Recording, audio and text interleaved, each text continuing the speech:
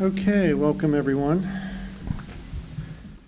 Welcome to the October 22nd meeting of the Greenwich Inland Wetlands and Watercourses Agency.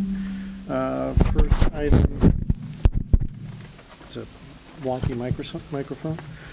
Seating of alternates. We have 7 on the dais tonight, so everyone is seated. Next item is the review and approval of the draft minutes of the September 24th, 2018 meeting. Has everyone received a copy of those minutes and had the opportunity to review? Yep, motion to approve. Okay. Second. All in favor?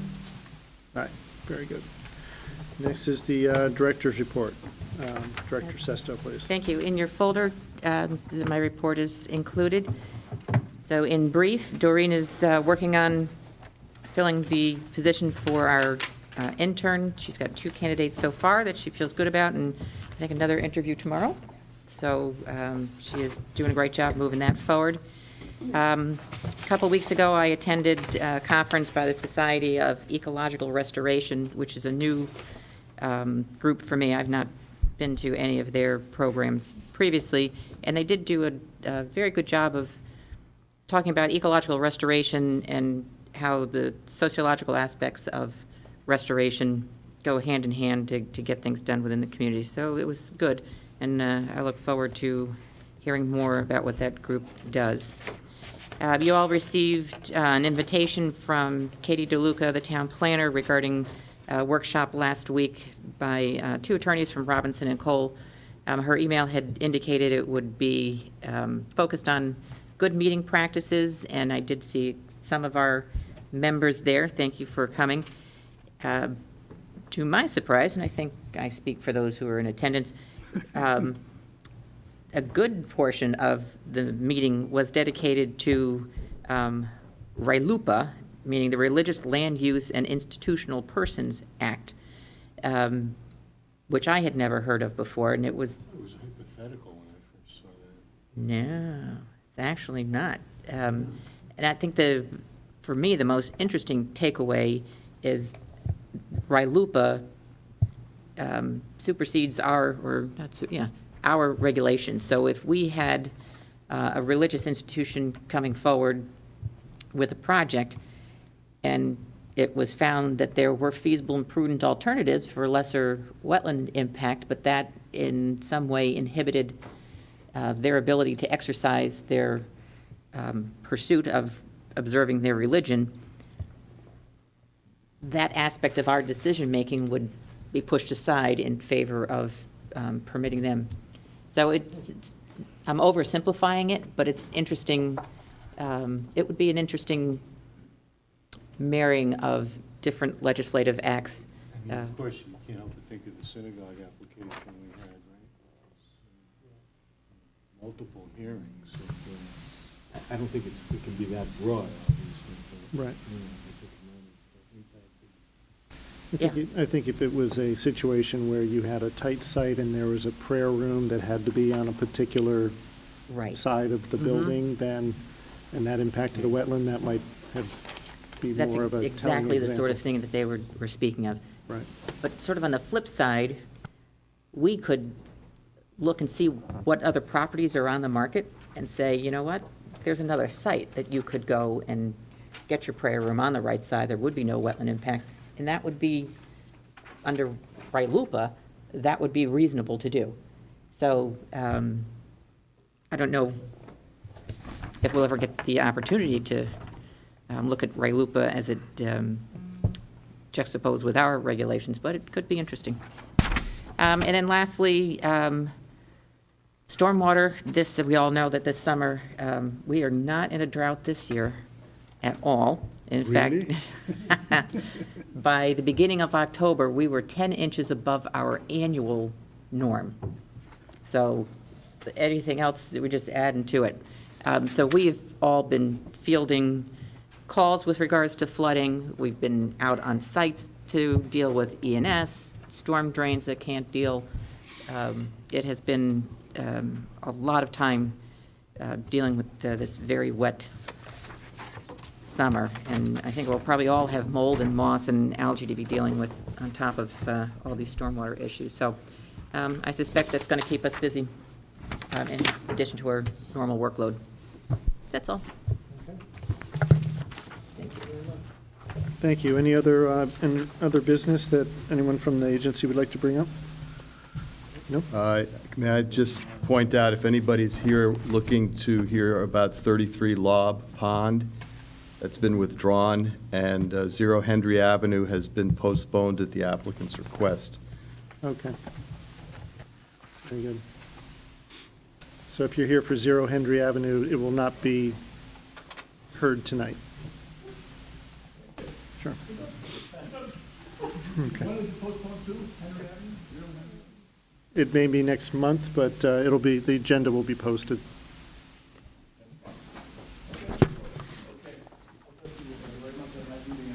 Okay.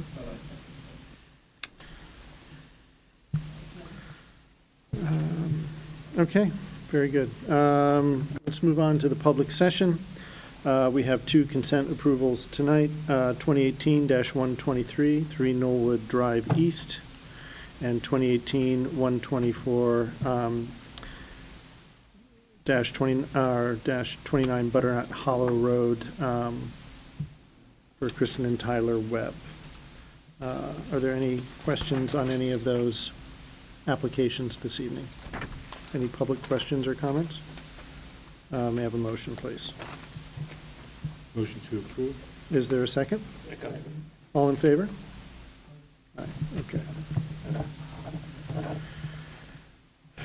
Okay, first is 2018-059, 33 Lob Pond Road. That has been withdrawn. And the second on the agenda, 2018-112, 0 Henry Avenue.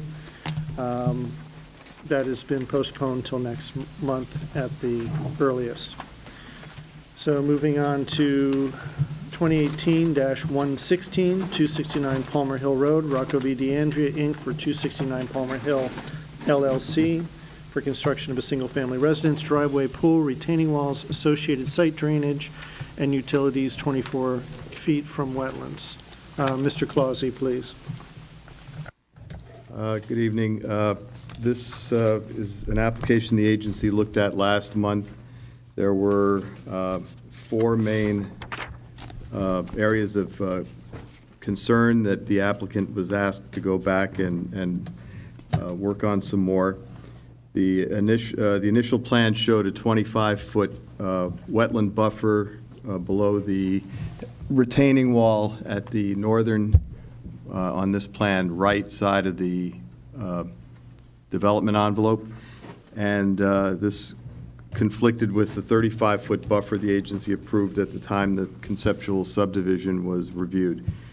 The revised plans that have been submitted now do shift the house to the south somewhat and have made the pool smaller, made the footprint of the infiltrator system behind the house smaller, switched the positions of those features, and all of those adjustments have allowed this wall now to maintain an average 35-foot separating distance to the wetland.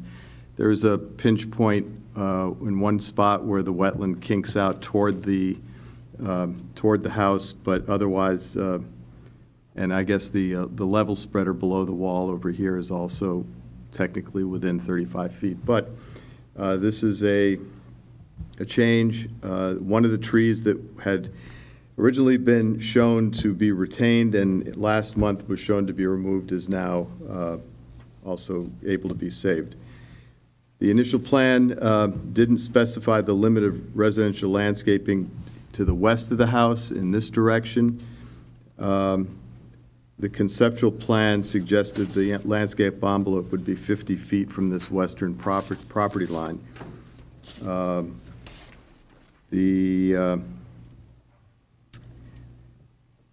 So now we have a revised sediment erosion control plan.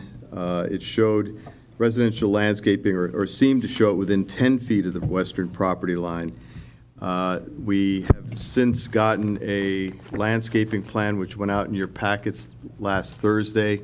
That plan, which of course, I don't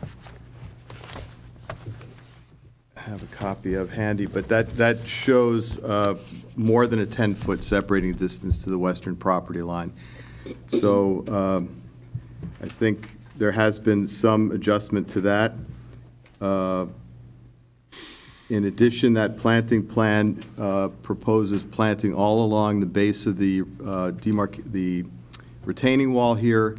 It also shows restoration of, a fairly bare area here at the western part of the property. So I think that the applicant has been responsive in those two respects. Permanent buffer demarcation feature should be installed at the limit of residential landscaping here. I suggested the 57 contour line, which is about in this location. DPW Engineering Division did not do a review last month because of this buffer issue. With the revised plans showing more or less 35-foot buffer, DPW did do a review. They have submitted comments which are require some more information, and I'm sure Mr. DeAndrea is on his way at the moment. He says that in an email that he sent today, which I just passed out to you, that we're now in a position to satisfy a recent comment from DPW about vertical clearance above the restrictive layer of the soil profile. This will involve excavating another test hole to provide a finite elevation under a set of the galleries. I think he's talking about this one in the back here. I did say to Mr. DeAndrea, if the agency decides to move forward with this tonight and any changes have to be made to the drainage that somehow have secondary bump-on impacts to where the retaining wall is placed, for instance, and it goes beyond what we can approve as a field change, they would have to come back and make a new application. So if the agency decides to move ahead with this tonight, the applicant is aware of the, just as any applicant is. I mean, it's not unusual for this case. Any change that's beyond what staff can approve, they need to make a new application. Finally, the erosion control plan has been revised to per some of the recommendations that were made at the last meeting, and the other items that were not included on this revision can be added to a final construction plan. So having said that, conditions of approval have been provided if the agency feels comfortable moving forward. Along with the email from Mr. DeAndrea that I passed out just now, I passed out a copy of the email you all received from the neighbor to the west here, Daniel Abaroa. He reiterated some of the comments he made at last month's meeting about the drainage issues they have with the culvert under Palmer Hill Road, and his concerns about what he thinks is going to be an adverse impact of this development on that existing situation. Again, Mr. DeAndrea's email, which was sent after he had seen a copy of Mr. Abaroa's email, he takes exception with some of the things that Mr. Abaroa says, including some of the basic facts that he is basing his statements on.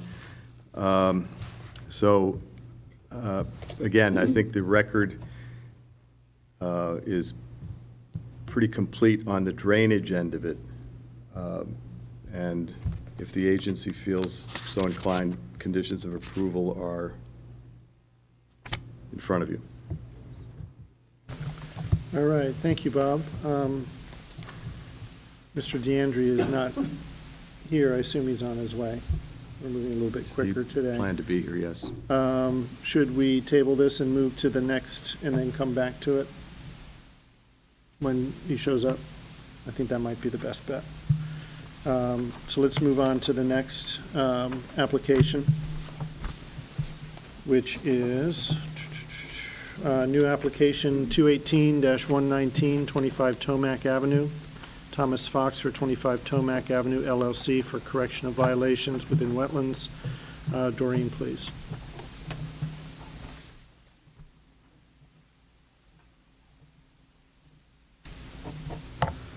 Okay, so this was a violation that was found this past summer. It includes clearing of a wetland of approximately 11 trees, ranging in size from 8 to 16 inches in diameter, approximately 42 larger shrubs, and ranging in size from 2 to 7 inches in diameter. The area of disturbance is located on the eastern property boundary, and it's about 120 by 40 feet, or 4,800 square feet. The owner has already installed the plantings to restore the wetland area. That includes 11 shade trees, 6 understory trees, and 40 shrubs. The sizes of the plantings that were installed are acceptable. There are some grass clippings that have been deposited within the wetland in the buffer area. The areas around the plantings need to periodically be tamped down, or the weeds need to be removed to ensure that the plantings survive. Also, they need a method to protect the plantings from browsing and from deer rubbing. And they also need some markers or signs placed along the planted area to indicate the wetland and the function of the buffer. These items are addressed in the special conditions that are provided in the staff report, and it's recommended that the agency issue an order.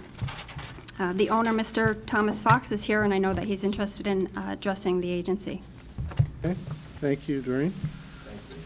Welcome, Mr. Fox. First of all, let me apologize for having to waste your time.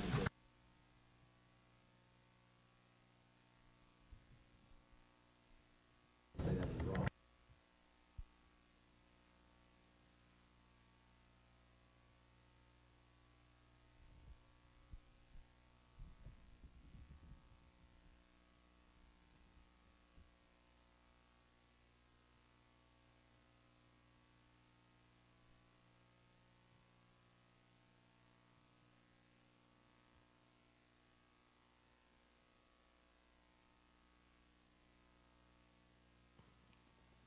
It shows green.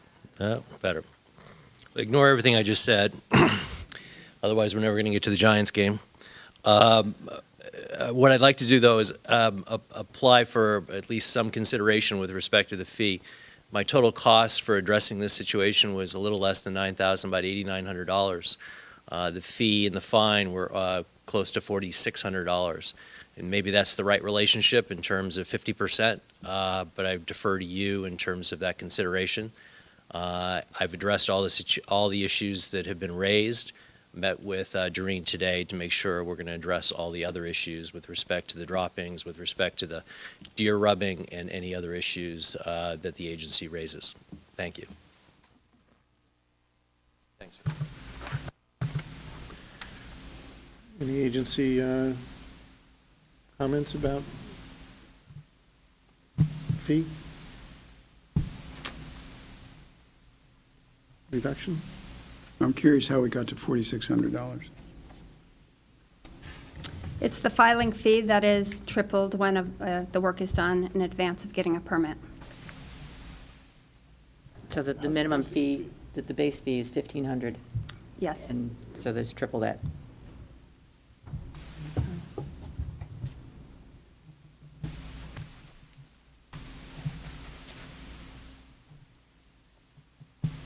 Any thoughts on that, Mr. Benton? I'm a little confused. Is the fee tripled because The violation. because the applicant did what's on the sheet before it was approved, or because of the base violation? The primary violation was clearing, so that's what the fee was for. Okay.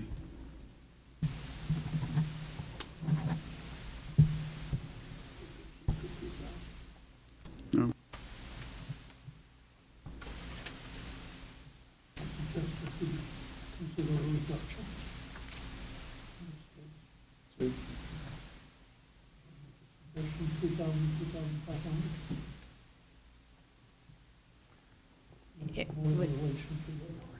If a fee reduction is being considered, it's helpful for staff members who need to let future applicants understand what to expect, if we could understand your reasoning. Well, I think this was not any intention, and it was apparently immediately cooperatively fixed, and everything was done very speedily to go and get back into compliance. So, and I think it's a little bit more in relation to the cost of that he had incurred in actually restoring the thing. So the relationship, I think, is more appropriate. Okay. So is that a motion, Mr. Jenner? Yes. Okay, so we have a motion on the table to reduce the fee to, did you say 2,500? Yes. Okay, is there a second? I'd like to, Okay. well, okay. First we have to have a second, then we can. Then we can discuss. Okay. I'll second. Okay, discussion? Yeah, I'm with Klaus to an extent, but I think rather than picking a number arbitrarily, we should do something that's a function of some baseline number. Okay? So if the baseline filing fee here is $1,500, and we want to say something about the applicant's cooperation and good graces, maybe we make it twice rather than 3 times. So that would make it 3,000. I think that makes sense. It's also, it should, I guess my thought on that would also be, it should be a reflection of the additional time that staff was required to go out to do site visits or to follow up. And so with a more cooperative applicant, that burden is less upon the agency and then less to recoup. So I would agree with your thinking on that. Klaus, you have to accept it. How did it come out that there was a violation? Did he self-report, or how did this happen? No. It was reported by concerned neighbors, and so we went out there and found it, but he was anxious to beat the fall planting period and was authorized to do planting in advance with the knowledge that it could be changed by the agency. Okay. So if 3,000 is acceptable, then I would amend my motion to 3,000. Okay, the motion's amended. Do you still second? I'll still second. Okay. Any other discussion? I mean, the only comment I want to make is that I'll support the motion, but I didn't hear the applicant ask for any consideration as a result of any financial duress, or we're sort of taking our own initiative to talk about proportionality. And I get staff's guidance that, we should have some reasoned basis for this. So let's just be clear that it's a judgment made on proportionality and general behavior as opposed to need. We have in the past given consideration for requests to reduce fees based on need and consequences of that sort, and that wasn't part of the request here. But nonetheless, I mean, for proportionality reasons, I'll support it. Okay. Any other comments, discussion? Okay, everyone, all in favor of the motion to reduce the fee to a total of $3,000? Say aye. Aye. Okay, thank you. Okay.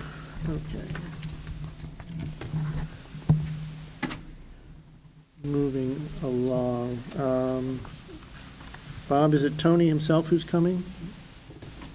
I would assume he is, but Okay, we'll move on and for a couple more applications, then we'll I just circle wanted to back. clarify, I'm sorry. So you had decided to reduce the fine, but did you And make a? And also to approve the correction, the action to correct. Thank you. Yes. I think that was in the motion. Can we get a motion on that? Motion to approve? Okay, I'll make a motion to approve the corrective action with the with the corresponding fee reduced to $3,000. Second. All in favor? Aye. Okay, official. Okay, next is application 2018-125, 34 Beechcroft Road, Soundview Engineers and Land Surveyors for Francois Barthelme for construction of a single-family residence septic system, associated site improvements 31 feet from wetlands. Mr. Clausy, please. All right, this site was issued a permit back in 2016 to redevelop the residential residents and other associated improvements.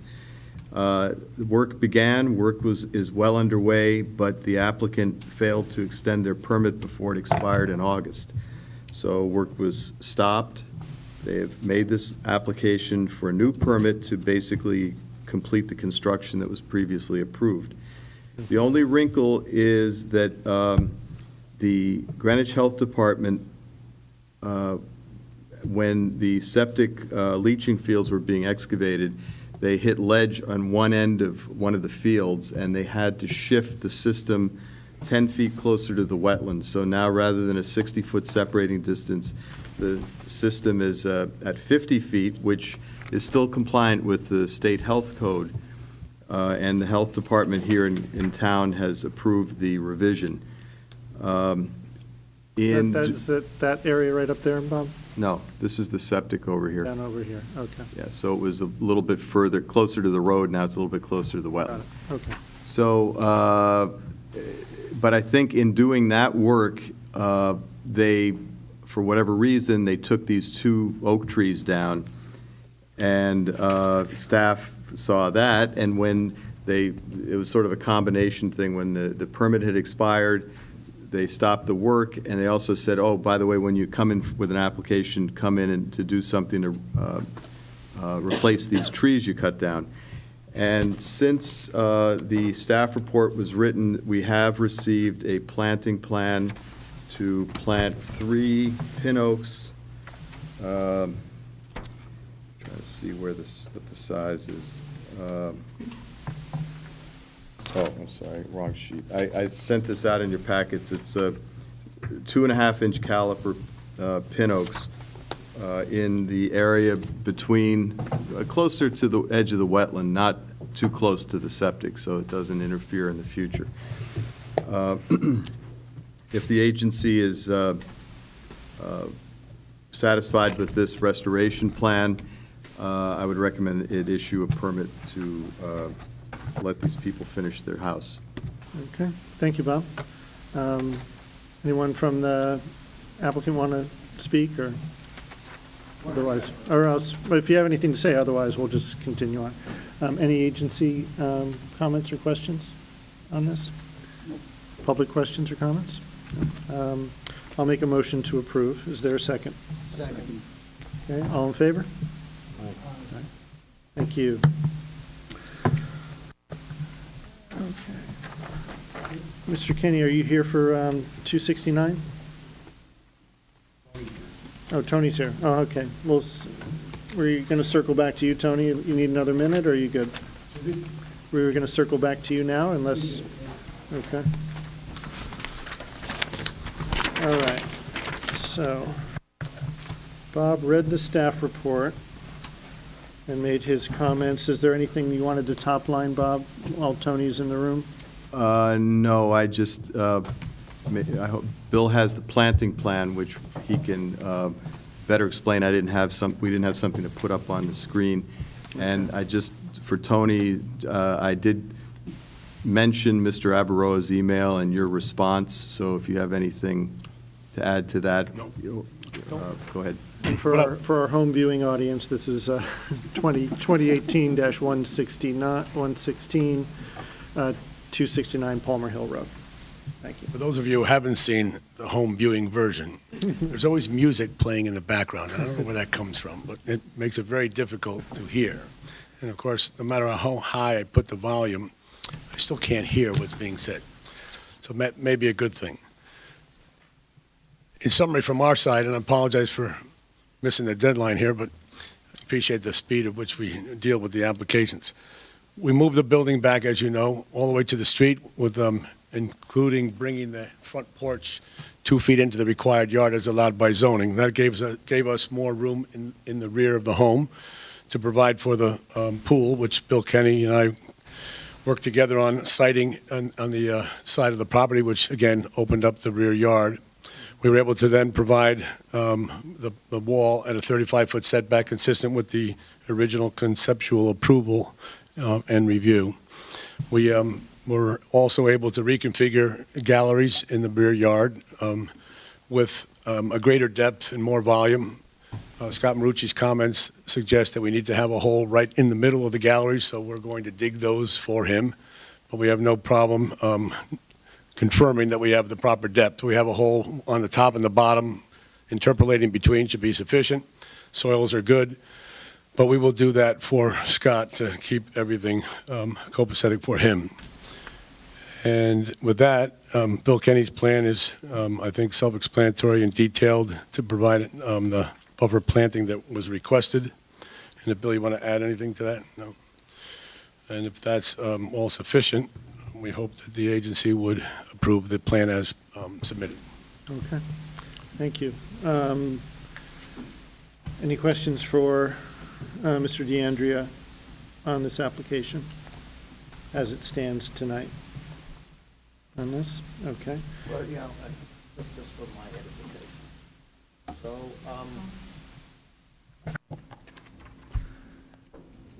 when you started this project, you obviously did the analysis of the runoff of the existing property, right? Yes, sir. With whatever is there now. Mm-hmm. So you have an idea of the various points of concern, and you know the flow rates that, would happen with a certain storm. So if you did that for the condition of the property as is before you put in all the bells and whistles and so on, what sort of answer would you get? Would you get an answer that's substantially different, or would it be high? In other words, while you're going through the construction phase, is there a chance that you're going to get some more excessive runoff than you would under the prior conditions before you started to do the work?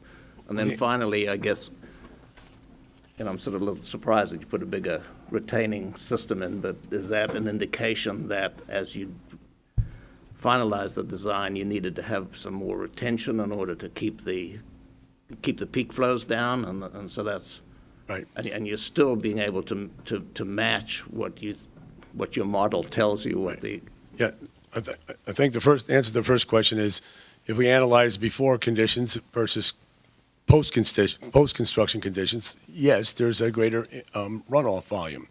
And therefore, we collected that volume and provided for water quality improvements halfway down the hill, if you will. And then in the northwest corner, we have provided the detention basin, which reduces the peaks. So we're required by our drainage manual to reduce total volume, runoff reduction volume as part of the computation. And the other part of it is to reduce the peaks, so we can't have an increase in the peak. So the 4 lots that are directing water to the detention basin have satisfied and made a significant reduction into the flow into that lower watershed. One of the things that's has been discussed numerous times with Scott Marucci and the DPW is that under the provisions of the drainage manual, off-site water is not our responsibility to adjust, modify, or control. There is a very significant watershed on the east side of the property, uphill along Norton Lane and Hillcrest Park Road, that comes down basically parallel to our property, flows through the watercourse that discharges almost untouched, in fact untouched, into the channel that flows through the Abaroa property. Lots 1 and 2 are individually treated for all of their runoff reduction and detention and peak flow attenuation. So the answer to your second question is we've definitely made a reduction in the total flow to the watershed, which is in total about 300 acres flowing through the culvert. Now, the CDM study that Mr. Alberoa constantly refers to has not yet assimilated our analysis into their model. In our discussions with the DPW, it's possible that their analysis might determine that we should not have even done any detention, because there's always a chance, although we don't think that's going to be the case, that the two peaks come together and that could be exacerbating a condition. But because of the location of this property so close to the culvert and the proximity of the off-site water so close to the culvert, the problem really is from the lag in the watershed from the 300 acres that are upstream. So ours is a drop in the bucket compared to that. And in the beginning of our analysis, we went to the DPW and said, we are aware of the perception, if nothing more, of the problem at the culvert under Palmer Hill Road. So let's agree that we will over-design well beyond the 25-year design storm that's in the drainage manual for this type of watershed, and we'll detain up to the 50. So we have a small outlet orifice in a large bathtub, and we haven't even come close to using it yet. Okay, and the timing of the peak flow would be roughly the same as it is under the present condition? I mean, going to the point that you've got all the stuff coming down at you from 300 acres. The short answer is that the peak from this subdivision is well in advance of the peak from the 300-acre watershed. And again, in proximity to the point of concern, which is the culvert, Okay, and the dam, which is Palmer Hill Road. peace, thank you. Thank you. Further questions for Mr. DeAndrea? Any questions for Mr. Kenny and the landscaping plan? No? Okay. Public questions or comments on this? Okay. Would someone like to make a motion? I'll make a motion to approve. Okay, is there a second? Okay, Mr. Janders seconds. All in favor? Aye. Thank you.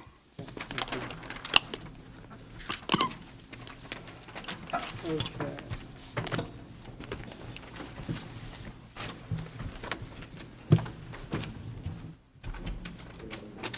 Okay.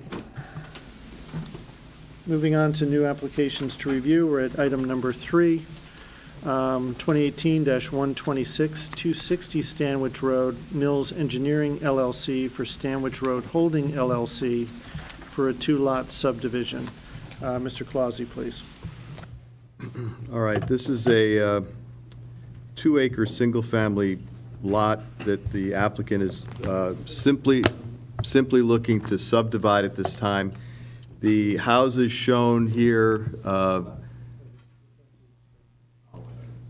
you could put that, why don't you put that down until you want to refer to something specific, Charlie, because they have the screen in the back.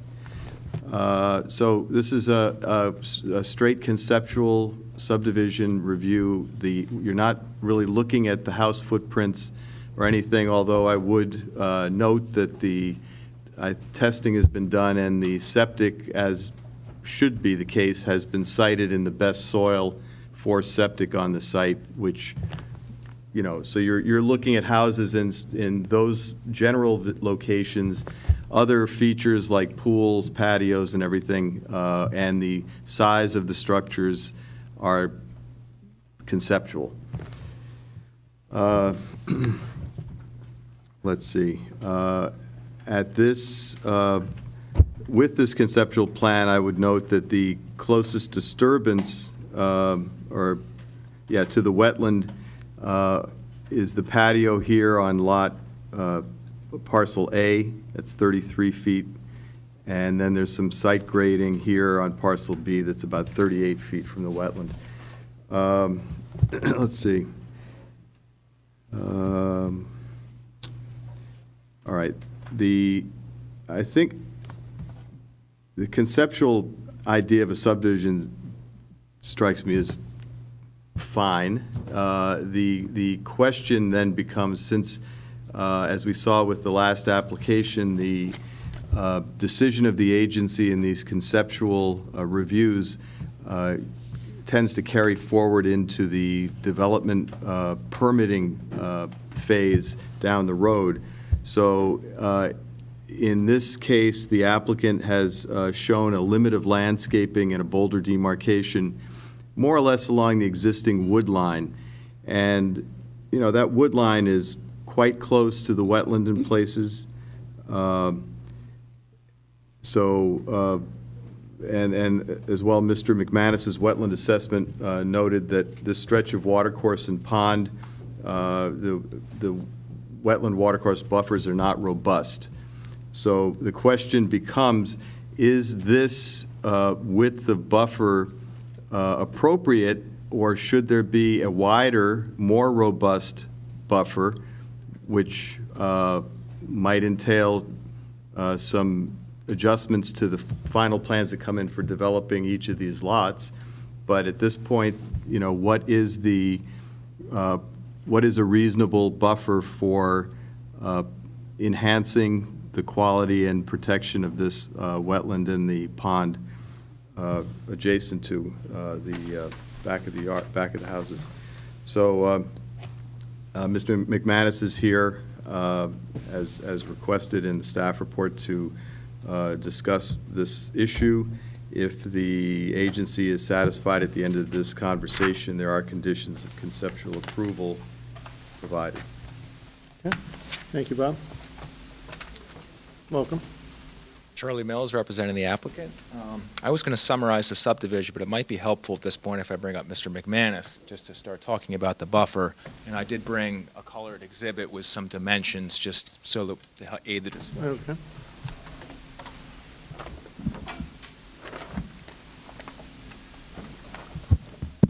Good evening. For the record, James McManus, certified professional soil scientist with JMM Wetland Consulting Services.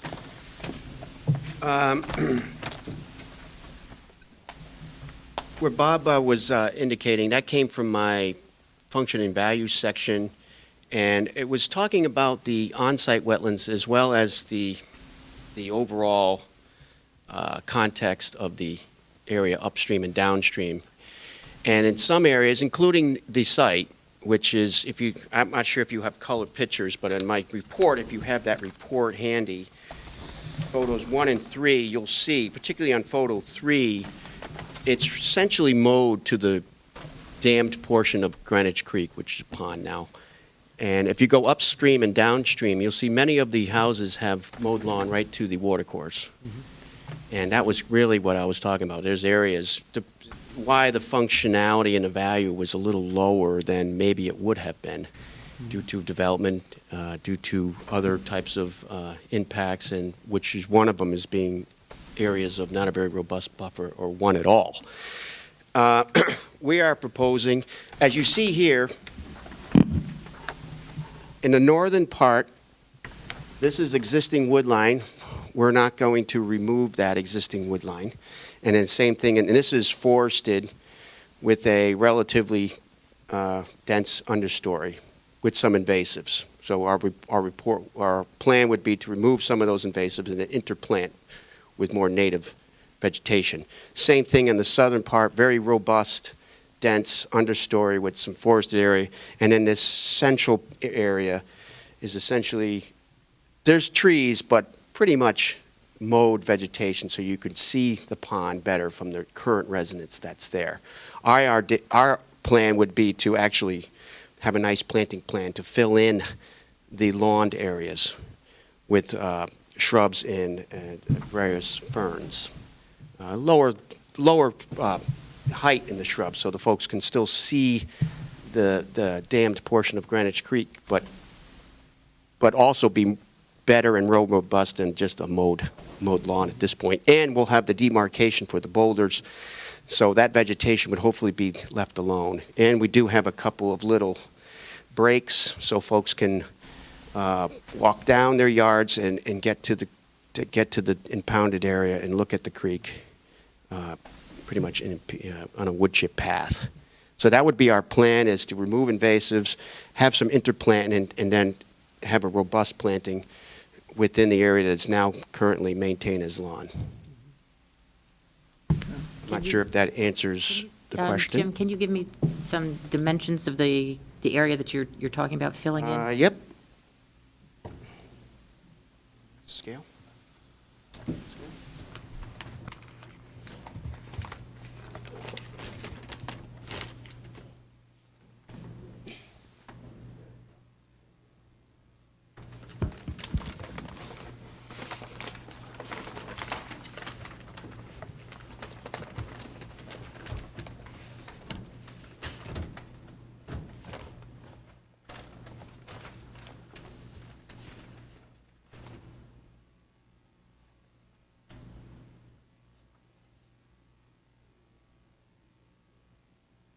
I'm thinking about an area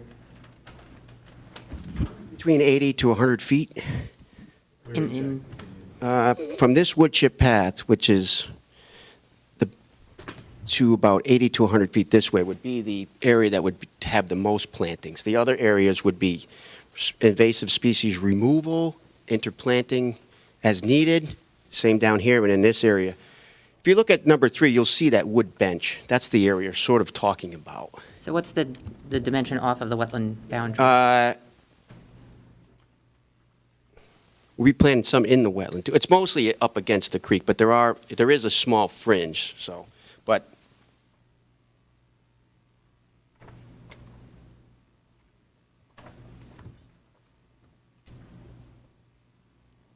anywhere between 10 and 15 foot buffer, in addition to what's already there.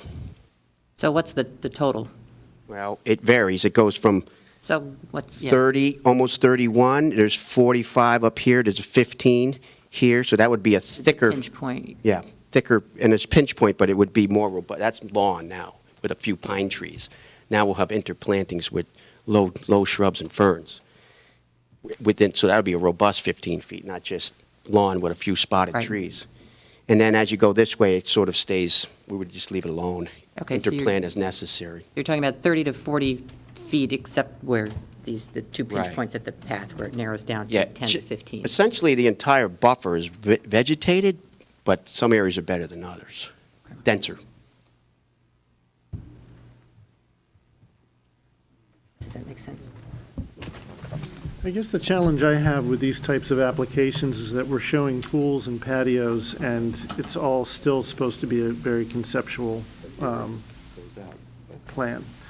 And we're showing it, extensive grading and whatnot, when we really should just be looking at a box for the walls of the house. And, in my mind, it's even taking out the pools and the patios, not even showing those, because oftentimes what happens is you'll come back and it'll be these exact plans that come back, and we aren't, then why have a conceptual approval to begin with? Why not just go straight to an application? I guess I have some concerns with the distance from the proposed patio in the southern lot to the wetland buffer. I don't see why that entire house couldn't be slid further east. You could come around, come in from the side. It's really pushing very close in that particular area. And if I may, Sure. part of the issue here was that this is a 2-acre parcel that was created prior to the adoption of a lot-shaped circle in the zoning regulations. It was always envisioned it could be subdivided. What happened is when we went to subdivide it, obviously you see that arc in the middle of the property line, and what that forced us to do was to meet zoning regs, we had to push that house further down on the southern lot. I'm sorry, explain the arc again. I wasn't following you. I see the arc, but. So again, this is essentially the lot-shaped circle as it fits on the property. We looked at doing it the other way and flip-flopping it to see which was the better, protection to the resource, essentially, on where the house had to be situated, given this. The geometry did not work out to subdivide it going the other way.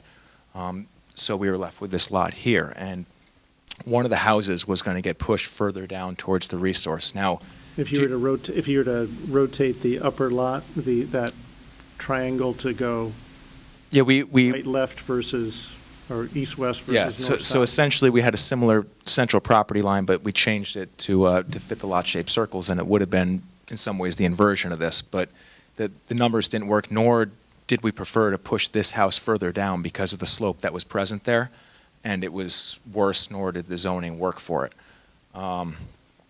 To your point, these are conceptual houses, and we did it to max out the FAR just to give a demonstration of what someone, could do, as Right. they do in these areas. And again, to your point, is that the stormwater is something where now they have us add all these things so that we do the full analysis, whereas prior it was very conceptual when we would just show houses that were boxes without. But bottom line, if you were to enhance or increase the size of the buffer for that southern lot in particular, what would be the consequence to your plan?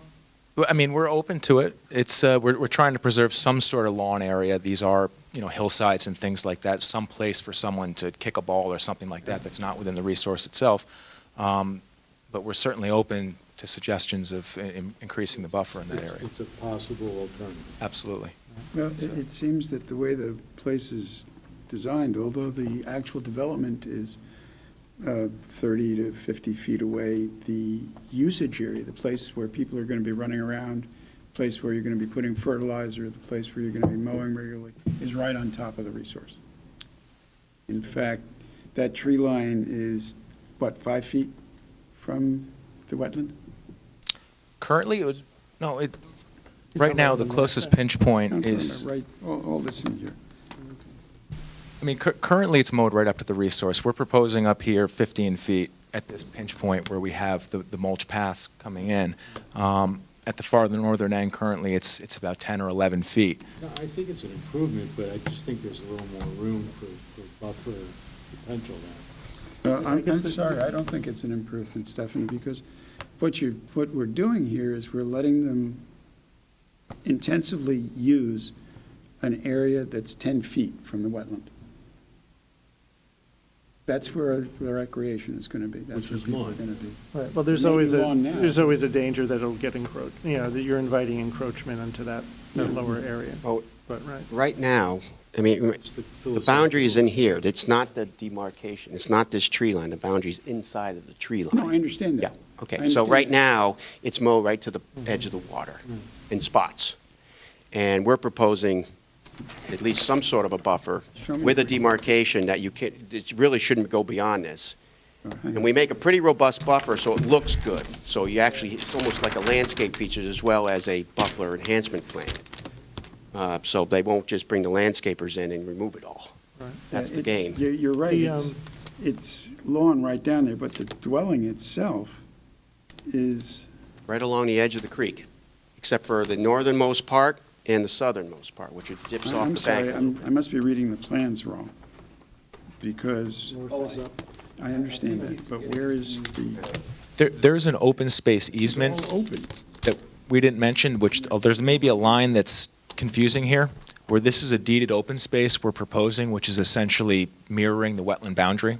That's approximately 8 feet off. I just want to make sure it's not confusing you, because there's, again, right in here, the wetland boundary is this shaded area, and approximately 8 or 9 feet off of it, we're proposing a deeded open space associated with the subdivision itself. Just to clarify, because there's a lot of lines in there. Wait, can you show me where the existing structures are? Please. I skipped 2 pages. First page after the cover sheet, Jimmy.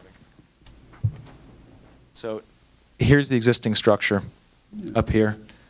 The house on this lot is on top of that and extending down with the pool. There's a pool down here on this lot here, and these are just lawned areas in here. There's a small forested area in there. Where the pool will go. Next to it, an abandoned Well, garden area. okay, I understand that. So you're building much, much closer to the resource. You're creating a play area that's on top of the resource that now, although it is lawn, is quite a ways away from the structures that exist. And therefore is, and therefore, I don't know how the usage would be, but I'm not sure that this 2 acres is subdividable, especially with the plan you've got with the house right on top of it, the southern house right on top of it.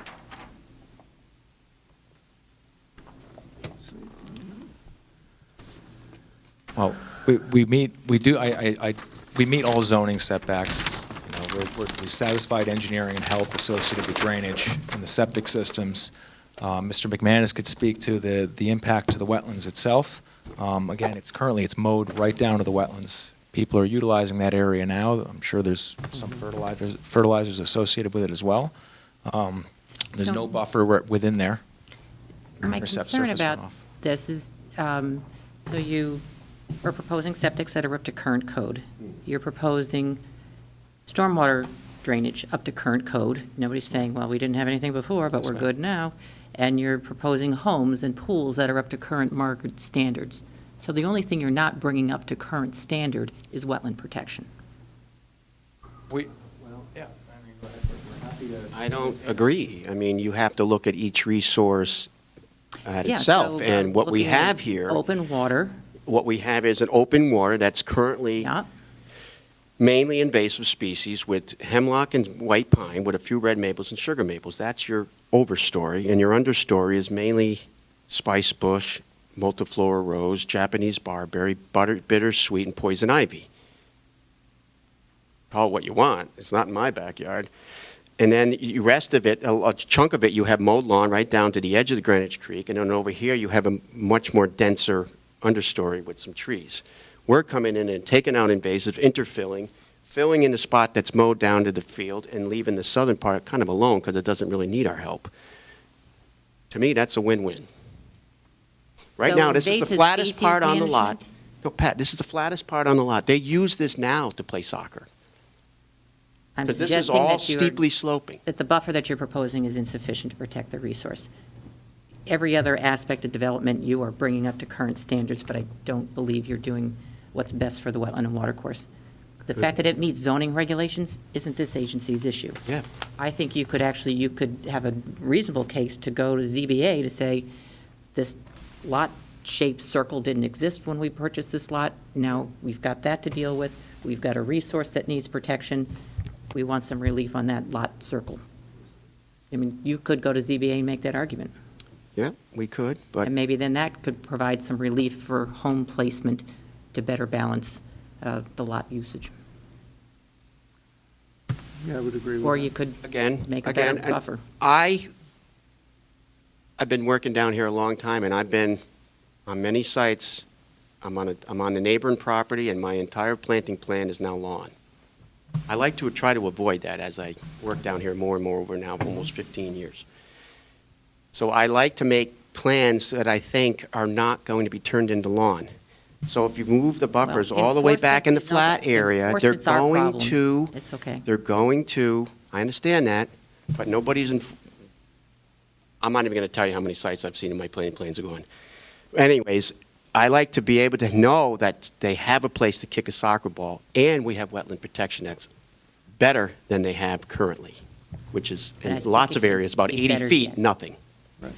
Can I ask a question? Besides making the buffer wider, are there other measures you could use within this footprint, let's say, that would renovate water coming off a manicured lawn, a managed lawn? I mean, you swale it, you make a long, more of a kind of a rain garden thing in conjunction with your boulder demarcation that, detains and allows for the more longer treatment of runoff coming through. I mean, are there other things you could do within your preferred buffer? Yeah, I mean, we could propose some bioswales or some rain gardenish looking areas, but those now additional impacts. Well, I mean, you could also look at losing the pool or having a retaining wall at the edge of the pool, and so it drops to a flatter area closer, further east. Same with the patio. And that would allow you to increase the buffer and still have recreational space behind the houses. Yeah, I mean, look, it's very challenging to work with. Conceptual, so Yeah. to say, you know, I agree to a conceptual plan that has, you know, a big pool off the back house and then sloping down, which pinches the recreation Yeah. space is a And stretch for me. we thought about this very carefully because there was a zoning regulation, I know that's not this agency, about a year ago that had to do with the grade plane. And what they did was they changed the way that you could establish grade with retaining walls. They scaled it per every zone. And the first thing I thought of was the propagation of fill when we go into the wetlands agency associated with the development. Because the fastest way you can establish grade now is with a slope. Although there have been several, we have had several applications where they've gone back, you know, understanding that there's a trade-off to wetlands protection with establishing that type of a situation, and you've been able to work with it, you know, with the agency chiming in. So that's something, that in addition to your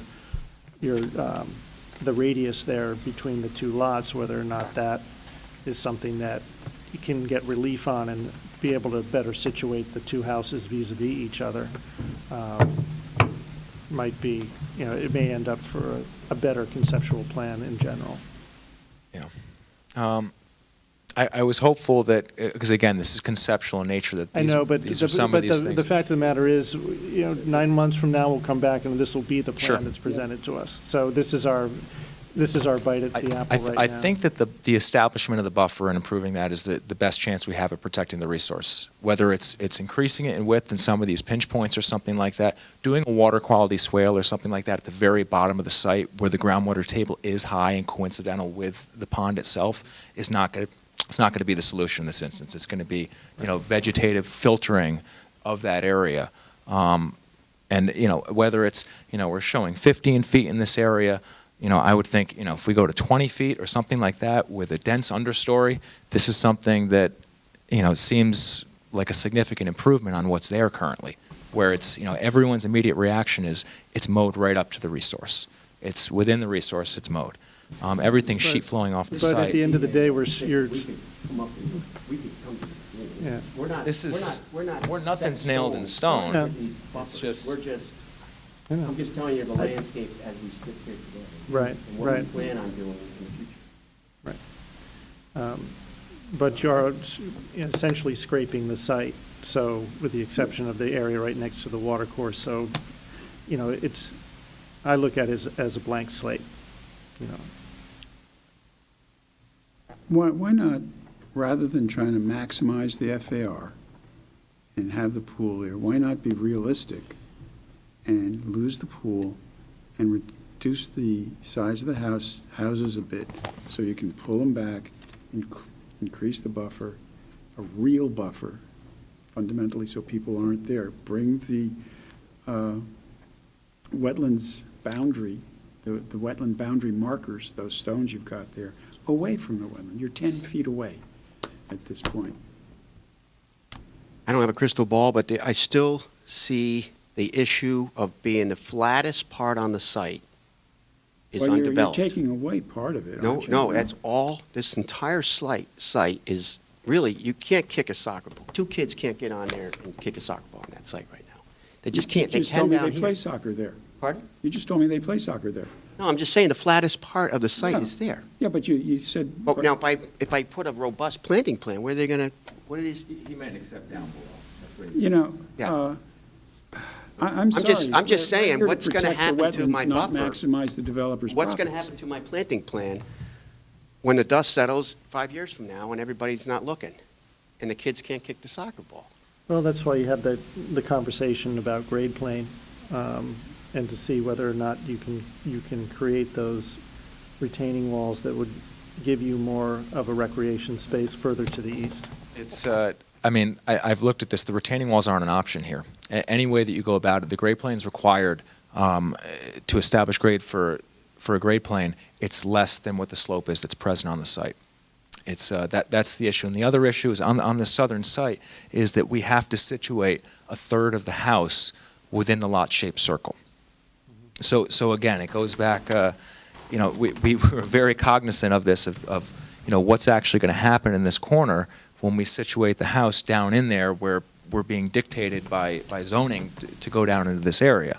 Again, I would like to think that, this is a conceptual approval, I understand, and people come back, but this agency has the ability to review a planting plan that we submit to staff that can satisfy, hopefully, the concerns. Well, I got to tell you, conceptually, I don't think this 2-acre plot is subdividable. I don't think you can protect the resource with 2 dwellings on there. I would think it would be better than it is there today. Everything's running unchecked right now into the resource. All the phosphorus from the fertilizers are running right off down in there. How many people live in the house that's there now? There were 2 people, and they sold it. Now there's a family that's living there, that's renting it, I believe. Right, The and, entire site, except for the lower part and a little bit of a full-size street and garden, it's all maintained. I mean, all the okay, impervious I areas we would be understand that. collecting You've by. made that point, but what you're talking about is a much, much more intensive use of the site. You're now going to put 2 families there, That's correct. right? That's correct. I don't think it's subdividable. You've got to make a real improvement in protecting that resource. I think that's attainable by increasing the buffer because it's absent now. Currently, it's absent. There's nothing there. It's not. In the areas exactly. Yeah, I mean, it's certainly in the areas where most of the runoff is going to. It's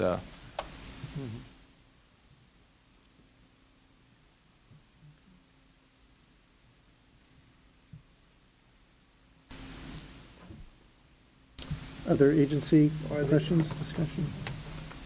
On the southern one, what's the slope to the east that you can't move in this direction? I'm sorry. The slope Why can't you pull that house that way? for this way. Yeah. It has to do with having a portion of the house within the lot-shaped circle. So essentially for this, if we looked at the zoning, there's a lot-shaped circle that comes down into this area. So again, it's 2 acres exactly the parcel, okay? But it's not wide enough to have a conventional, circles in here. It was envisioned to be subdivided all along, but then they changed the regulation, and so you're forced with a irregular lot shape essentially. So one of the houses, I mean, from one perspective, from the wetlands perspective, it's not good. It's nice that the houses are staggered in effect, just for a different look and not being cookie cuttered, but one of the houses is getting pushed a little bit closer to the wetland itself. Yeah. Now, what if you move that bump east? The geometry for the lots don't work. I mean, we're left, that's the thing, is that it's exactly a 2-acre parcel currently, and that once you do that, you don't have the area to make it work, just from a geometry So standpoint. when we're talking about, what I thought I heard you say is that you are amenable to some consideration of a wider buffer that does not contemplate moving the position of the house.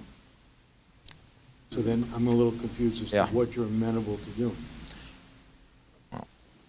We're amenable to increasing the actual buffer that's right along the water right now. I mean, But with knowing that we can't move the buffer to the edge of the patio, it's going to eliminate every flat area on the lawn. Can't have a So you're robust willing to planting plan. reduce that playing area by expanding? A little bit. correct, So they correct. can at least have Yeah. something. Or you eliminate the patio, or move the patio so that you have, We could. There's other options. I mean, there's but plenty of options. We could reduce the width of the patio, we could, change the configuration, we could have some patio that extended out in here, do some, strange shape or something to give them something usable, just to get it further away from the resource and create more of a buffer itself. To me, that's obviously where we're going. Yeah. So I think you have our sense of where we are. I'd suggest that you have some good discussions with staff. Maybe there is something that can be negotiated regarding the grade planes or whatnot, but I'll leave that up Understood. to Pat to reach out and have Yes, sir. those discussions. Any public questions or comments on this while we're here? I'll make a motion to delay. Second. All in favor? Okay. Thank you for coming in. Thank you very much.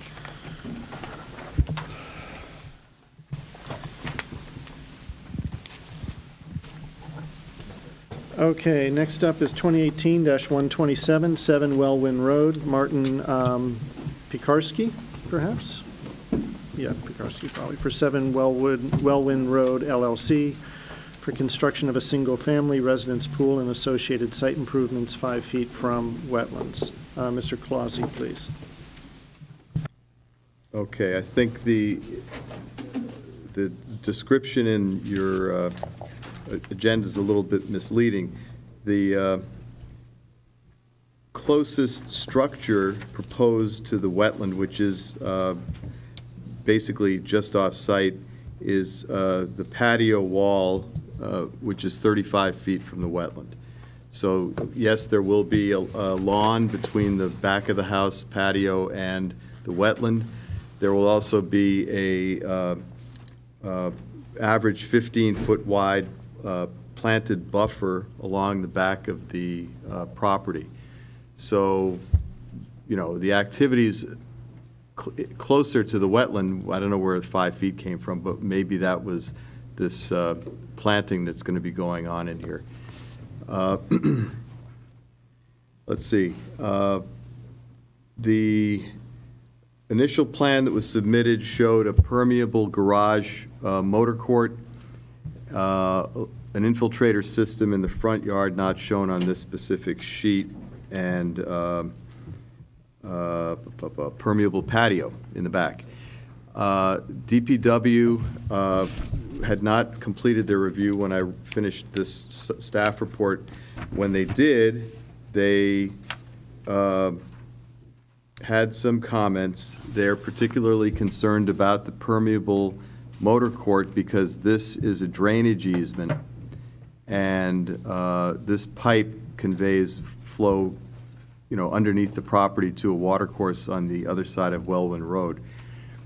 Intermittent flow, but it cannot be compromised by excavation and installation of a whole piping system and everything that you'd need for that permeable driveway. I have seen a revised plan since then, since this plan, that shows more infiltration and a rain garden in the front yard. And Scott Marucci and I discussed this, and we both felt that this area was probably, could accommodate whatever you would lose by getting rid of the permeable motor court. So I have provided conditions of approval here. I have also discussed with a representative from the applicant who came into the counter on Friday that if the agency issues a permit for this, and for some reason they can't get the drainage all in the front and they have to go to the back, and it becomes a bigger activity closer to the wetland, they may have to come back and get a new application to get a further review from the agency. So,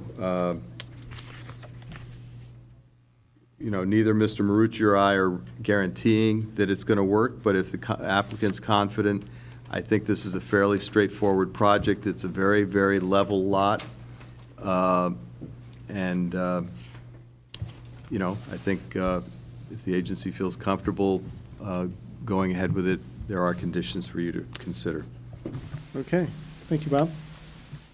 And from the applicant, want to speak?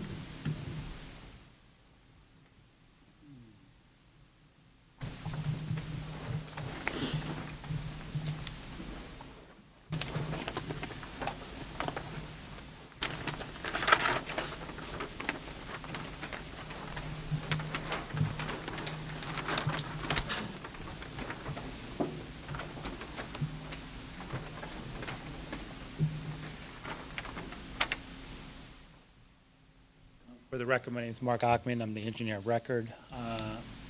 We originally had, like you said, the a permeable driveway underneath the driveway, which is within the easement area, the drainage easement. I have come up with a schematic which basically shows a rain garden with all the roof leader drain, as well as the portion of the driveway will go into a rain garden, then overflow into an underground detention system, and then overflow into the existing storm drainage system.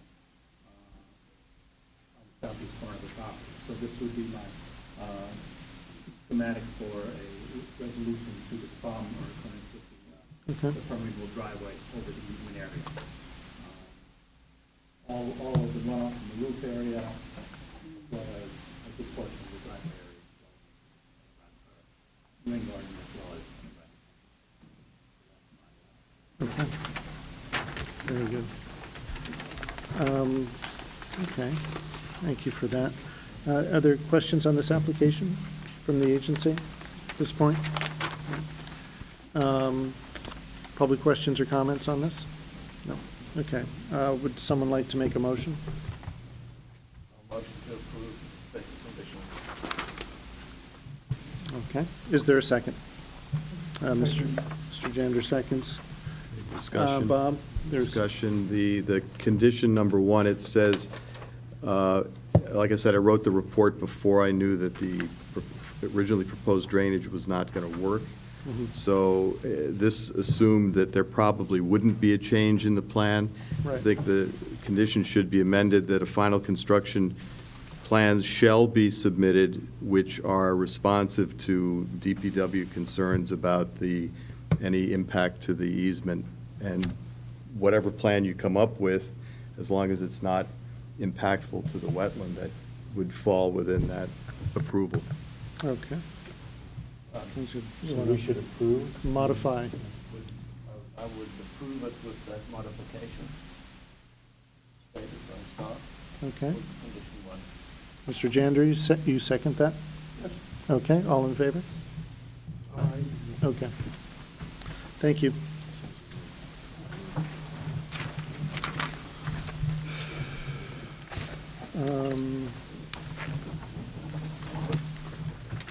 Okay, next up is 2018-12842 Dublin Hill Drive, Rocco V. DeAndrea, Inc., for SBP Dublin Hill LLC for a 5-lot subdivision.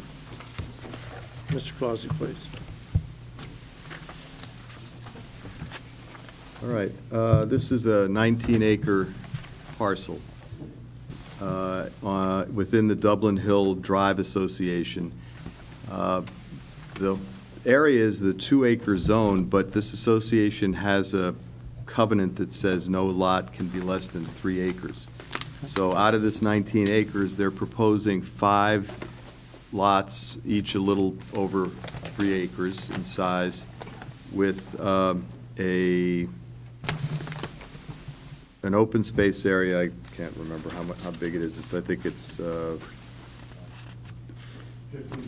15%, whatever that comes out to be. So the subdivision will require an extension of Dublin Hill Drive. This is the existing conditions. There's a house here, a little asphalt driveway that runs this way, tennis court over here. I think there's a pool up there. Wetlands here, just off-site, and then a wetland here in again, this is one of those plans where north is to the right of the plan, so a wetland in the west here. I don't know, Doreen, do you have another sheet that shows the lots? Okay, this is a close-up of the northwest part of the subdivision, showing where the existing driveway comes this way, right close to this wetland. The new road is going to hook away from the wetland.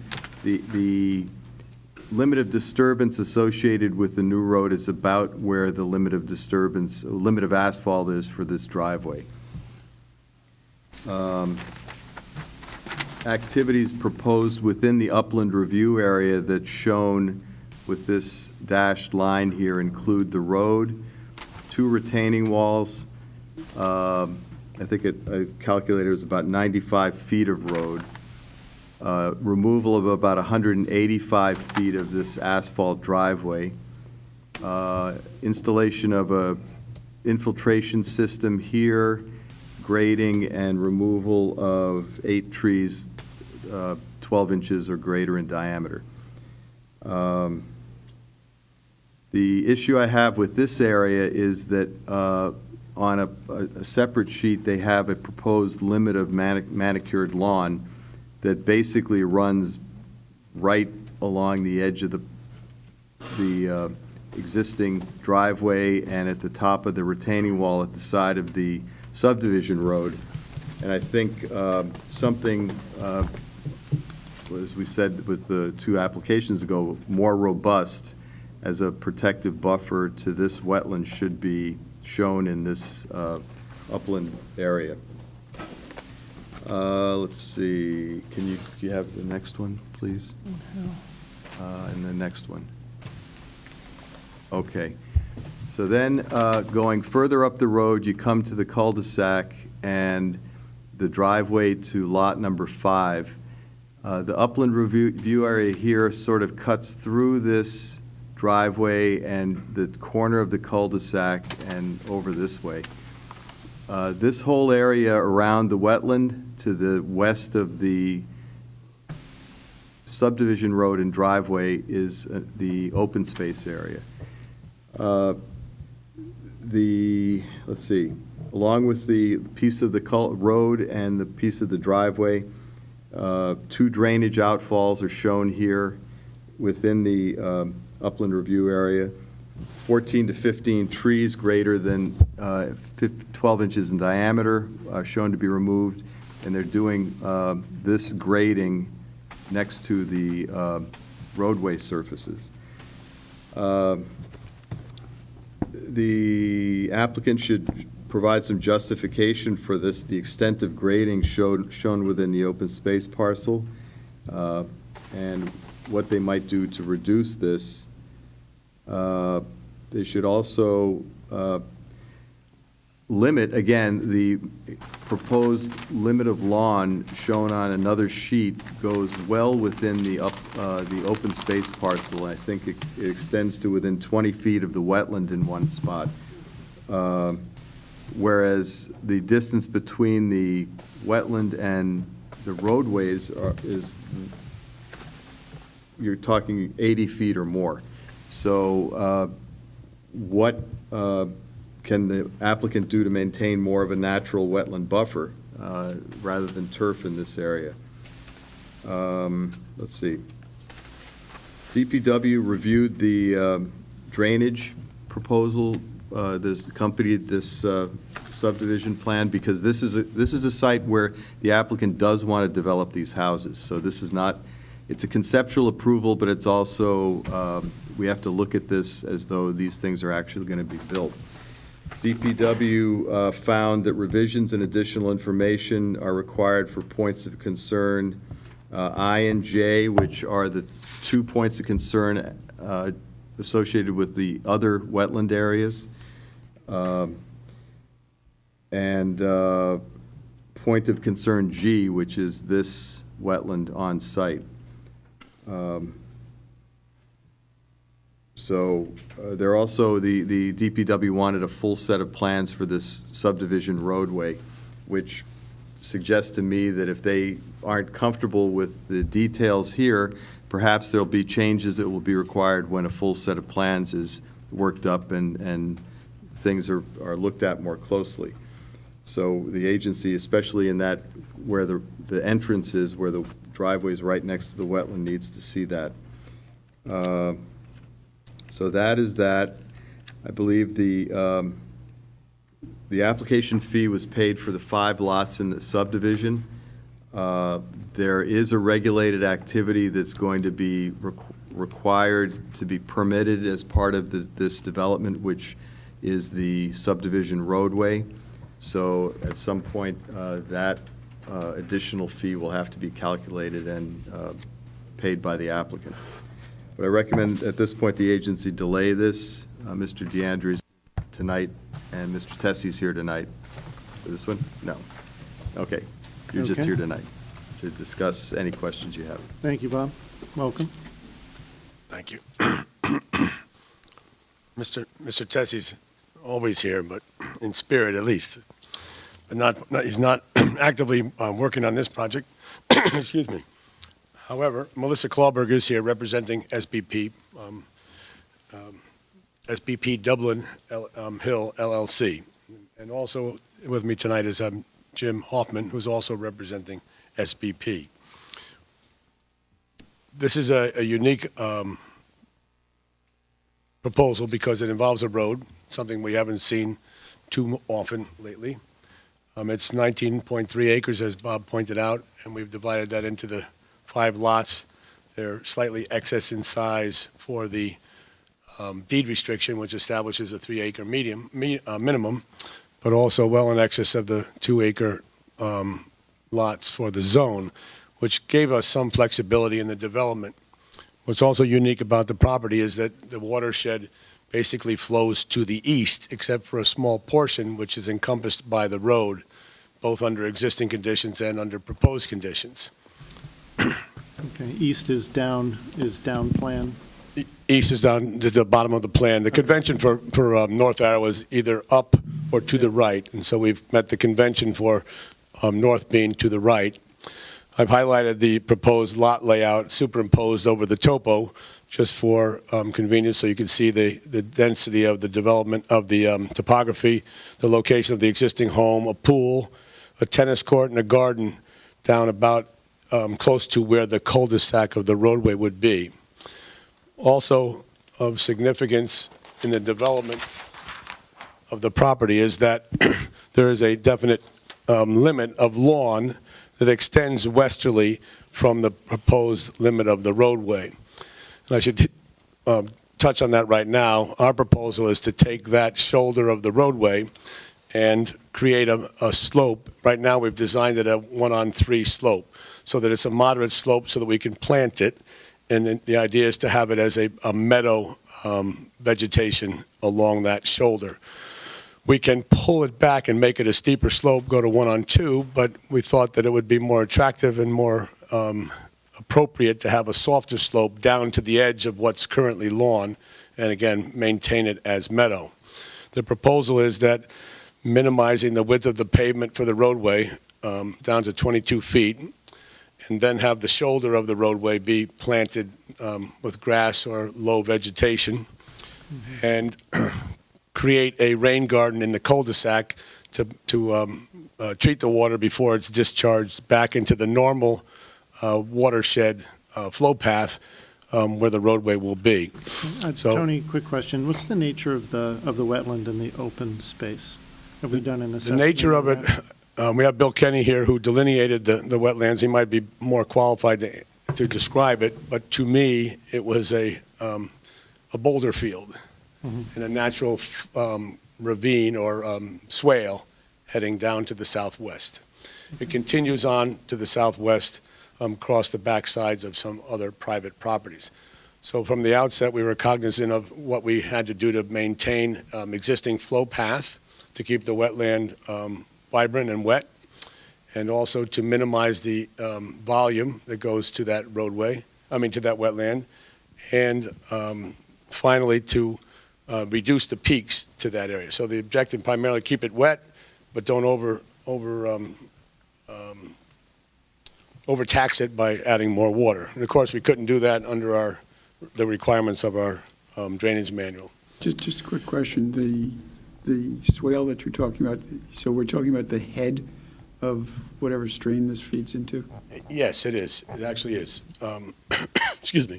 The house on the property right now is sitting at a high point of the land.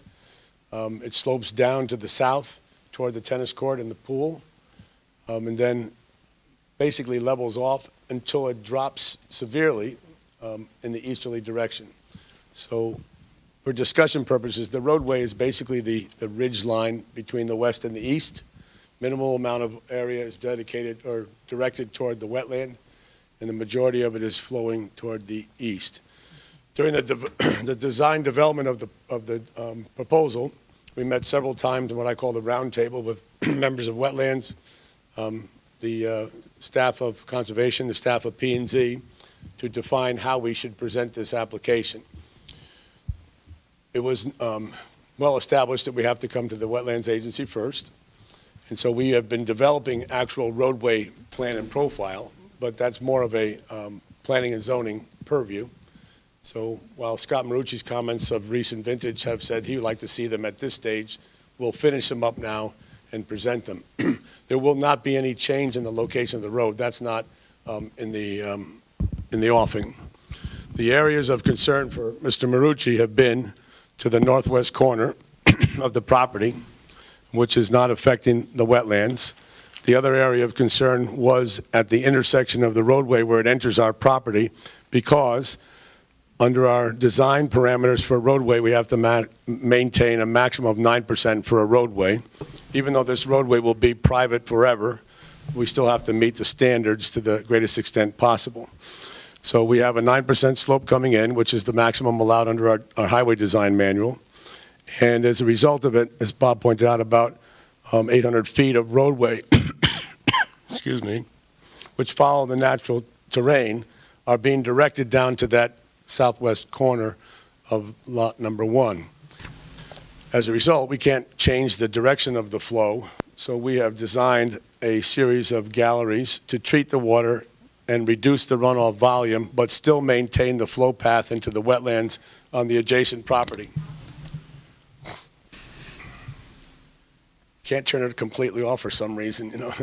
It's off. But Alexa heard me say something. We tried to call Mr. Marucci. Yeah, you just called Mr. Marucci. I pushed off everything is off except taking out the battery. But anyway, the drainage manual allows only 1,000 square feet of impervious area being directed to each lid element for the design to be compliant with the drainage manual. In this particular case, we have 4,000 square feet for discussion purposes directed to one lid element. But because it's more than 1,000 square feet, we have to convert it from the gallery system to a rain garden. What that will require us to do is increase the height of the wall that we have proposed to be right along the edge of the existing driveway.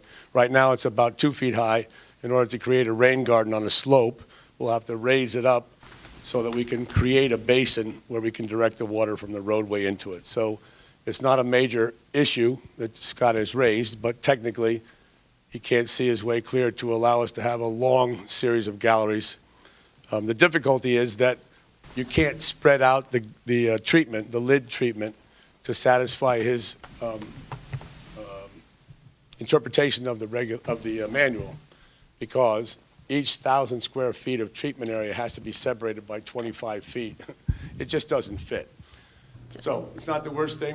We'll create a rain garden, raise the height of the wall. The wall will be a delineator from the wetland impact, and it'll follow along the edge of the existing driveway. The treatment, yes, Pat?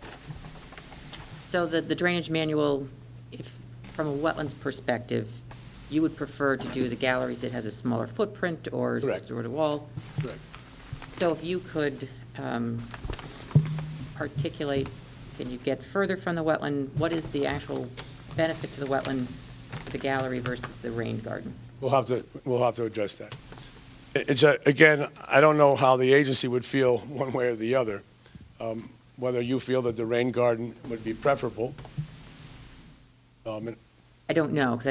No, But that's the it's problem. something Each one allows us to reduce the runoff volume. So the runoff reduction volume is created by recharging the ground through either the galleries or down through the filtration of the rain garden.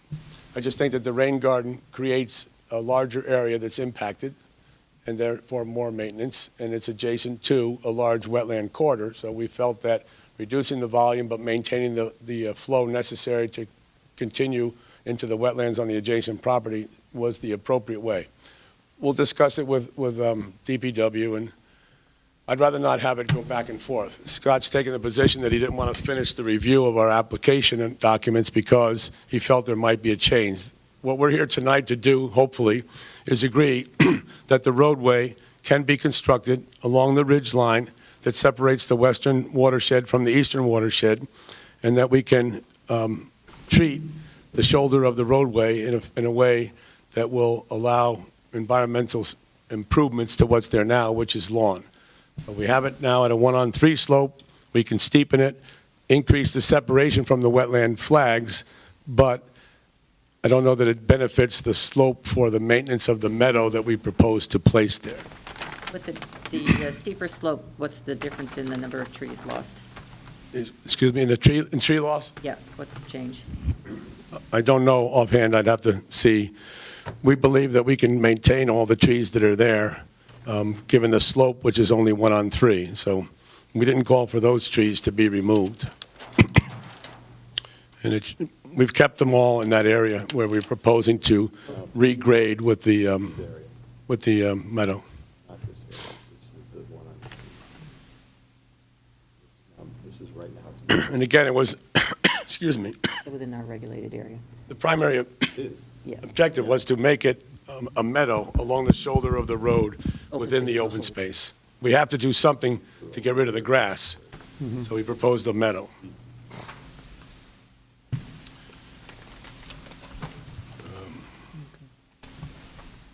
And that's the essence of the issues that have been raised by DPW and in Mr. Clause's staff report.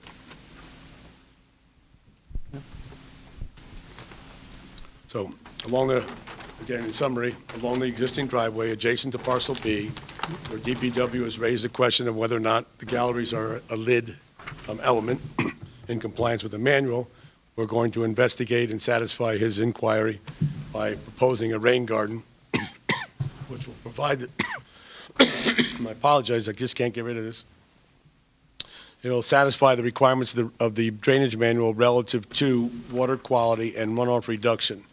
It will result in a higher wall, which is not the worst thing as a delineator. I wanted to just reiterate that there is only one location for the road to enter the property because we're surrounded by private properties and the wetland corridor.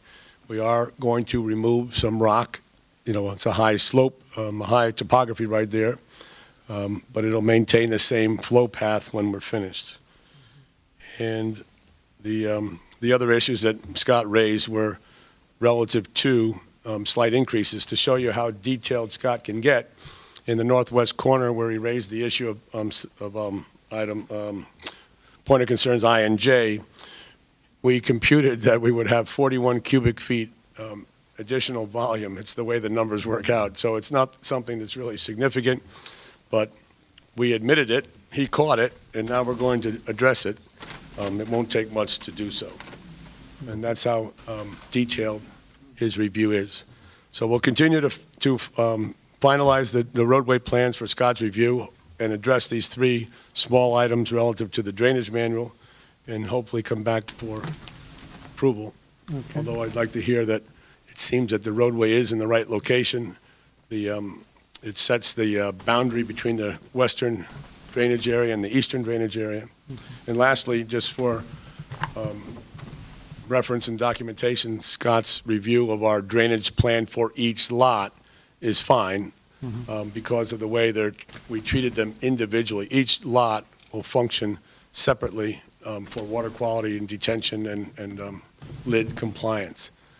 So with just a few items that we did expect would come along somewhere.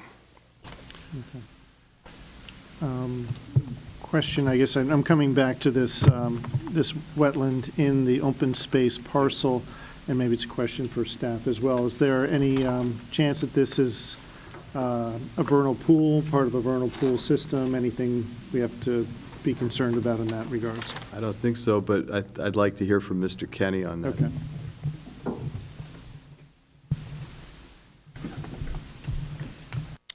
Good evening, Bill Kenny. We did monitor it this spring and did not find any obligate species. I can submit a detailed report regarding that. We were out there over a couple of months and didn't find egg masses, didn't find any obligate species. So we have specific information regarding the investigation with regard to that.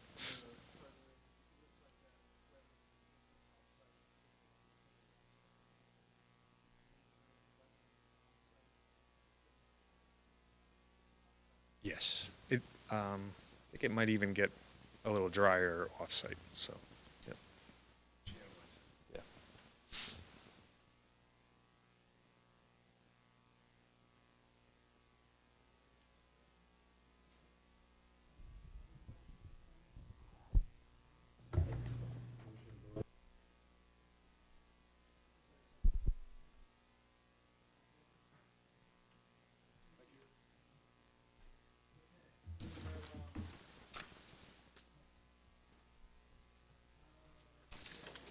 We have application 2018-130, 120 Perkins Road, Rocco V. DeAndrea, Inc. for Burning Tree Country Club to dredge ponds and stabilize stream banks. Mr. Clausi, please. Let's see. Hopefully, Doreen will return, get the right plan up so we can shine lasers at it.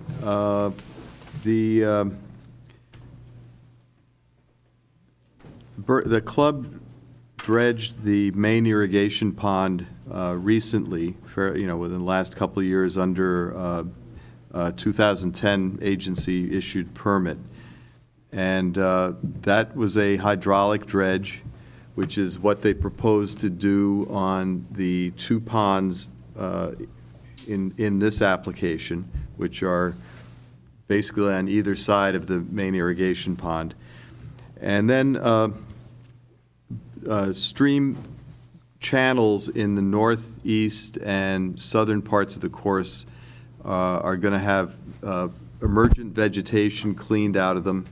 That's primarily it's very prevalent in the northeastern part of the course. And then the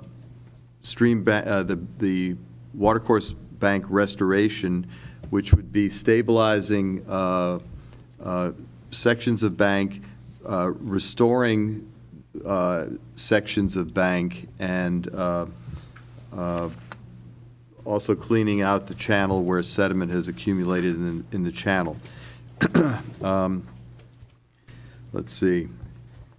Regarding the channel cleaning, the dimensions of the various channel sections have not been detailed.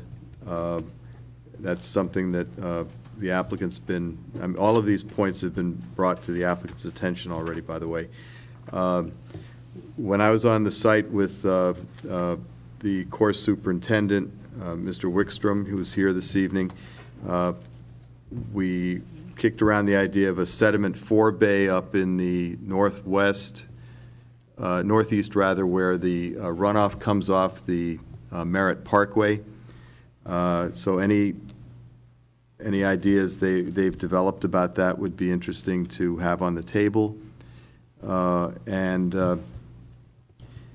More just details of how they propose to do the channel cleaning, because this is going to be mechanical. It's going to be with backhoe or little mini excavators, and so details on how the channels will be dewatered, where the spoils will be dewatered, and as I note in the third bullet point, this application fee may need to be adjusted because there was no reckoning of the amount of wetland area that will be directly involved in this project. I also discussed with the course superintendent the need to get the sediment from the ponds and channels tested for contamination, so that their reuse proposal, which is to use use it in the shoreline stabilization measure, which is called a shore sock. It's a geotextile tube. Make sure that use and any other use elsewhere on the course is appropriate for the conditions of that dredge material. And regarding the upland disposal areas, we should see where those are to see if they're within upland review areas. Also, how material is going to be moved to those disposal sites, and any E&S controls and stabilization that they're proposing to use to manage the sites while they get revegetated. Let's see. Mr. Wickstrom also mentioned during the tour he gave me that some of the watercourse buffer areas may be enhanced beyond the basic filter strip that will be created by the shore socks. And I've asked him to give us a sketch of where those areas are and what they're proposing to do with them. Is it herbaceous vegetation, trees, whatever. So the final comment, This course was created in what was known as the Great Swamp, I believe. Yes. So the whole course is basically built on a wetland. And we would hope that, the project like this could enhance the protection of the watercourse resources that are there. And, I know Mr. Wickstrom told me about their general operating procedures on the course. It sounds like they've taken a lot of environmental initiatives, so, maybe giving us some background on that would be informative as well. But I recommend that unless a lot of information comes in this evening, this is more than likely going to be a delay, but I have provided conditions of approval if all of that information is presented to the agency's satisfaction this evening.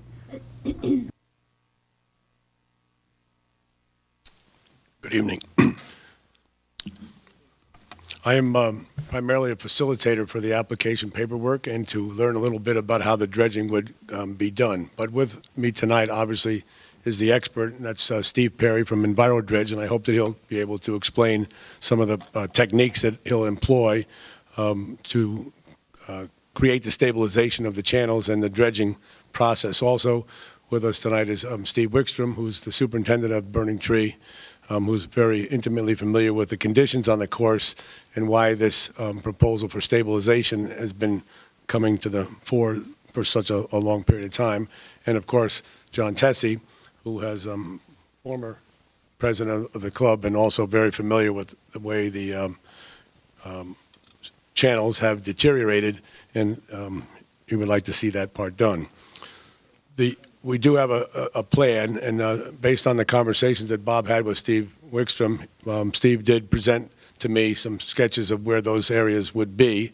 And primarily, as Bob pointed out, the most important area of concern is to create some kind of a collection area for the silt and sand that comes in great volume from the parkway.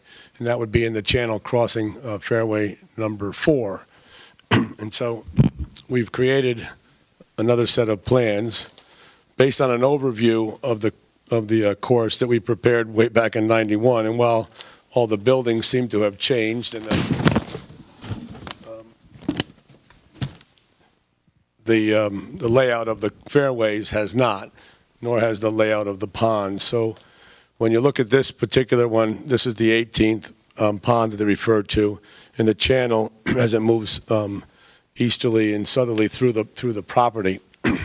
So what Steve had done is identify areas where disposal would take place and how they would travel along existing cart paths to dispose of the material.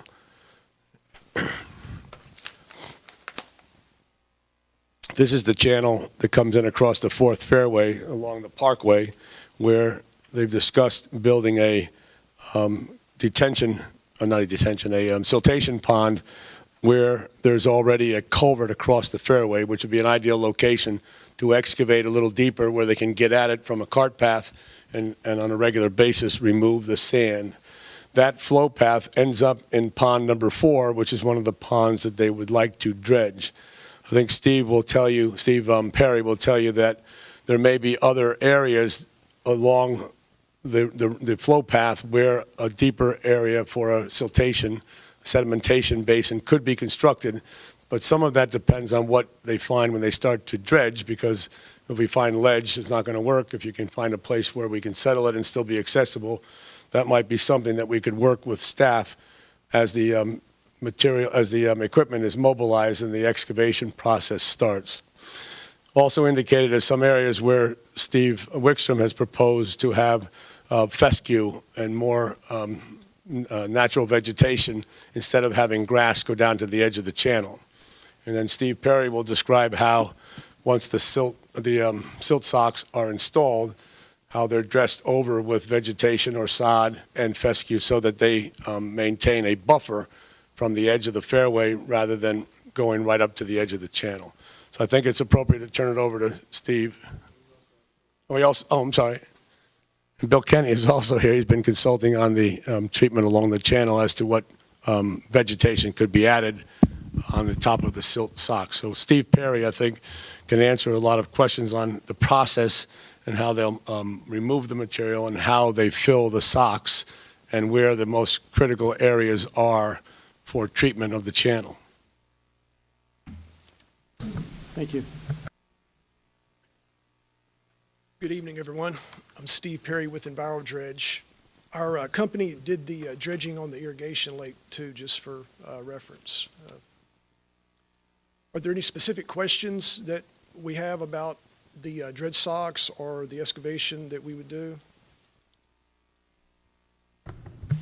I think, I mean, from my point of view, I think the hydraulic dredging of the ponds is fairly well known by the agency, you know, how that process works. But the details on the channel excavation, I think, were a little bit not detailed.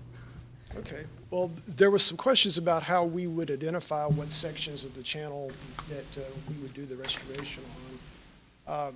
We typically look for areas that have lost soils, that have some type of embankment erosion already. We would not be restoring the entire channel. Areas that have trees already. The tree roots are already providing stabilization.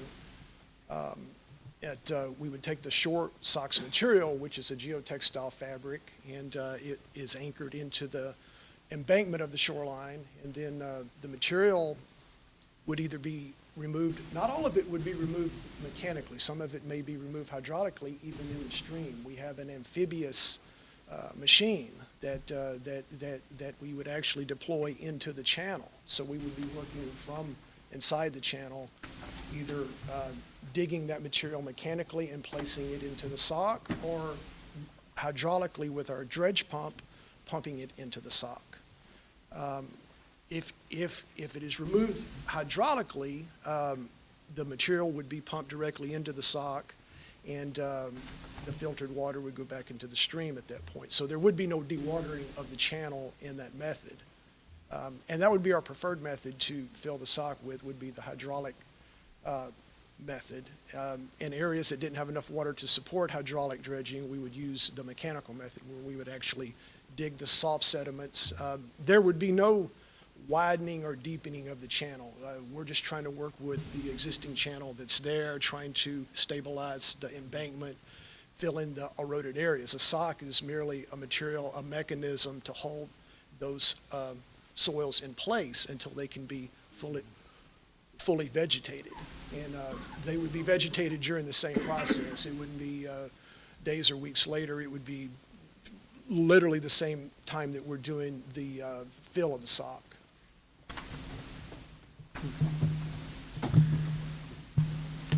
Is the sock meant to decompose over time, or is it'll just become permanent?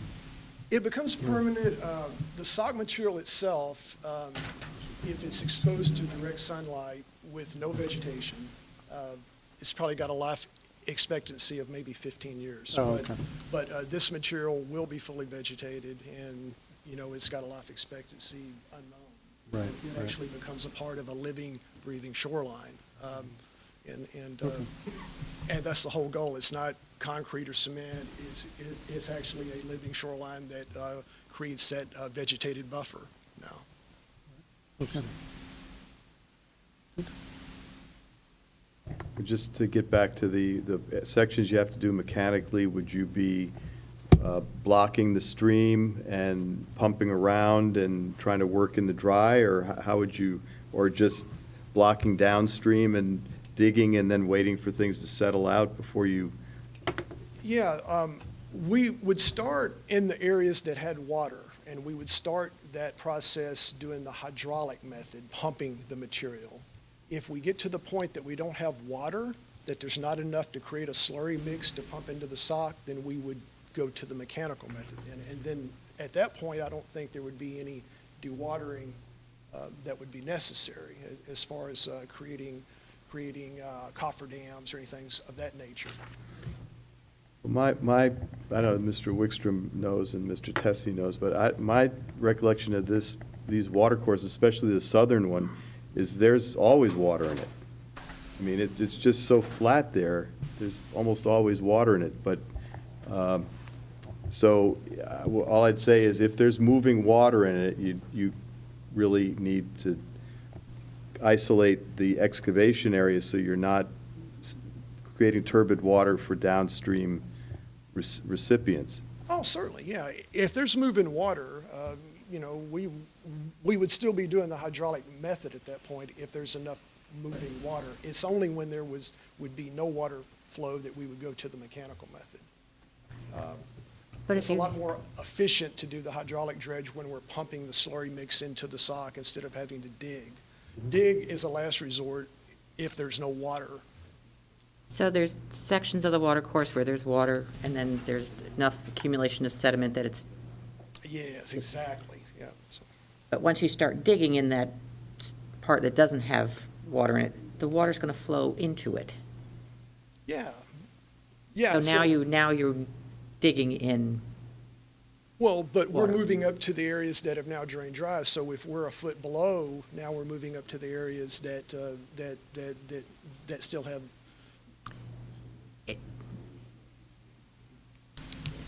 I'm not sure the foot below, because you're digging in a wetland, so the hydraulic suction areas, you're going to deal with those first.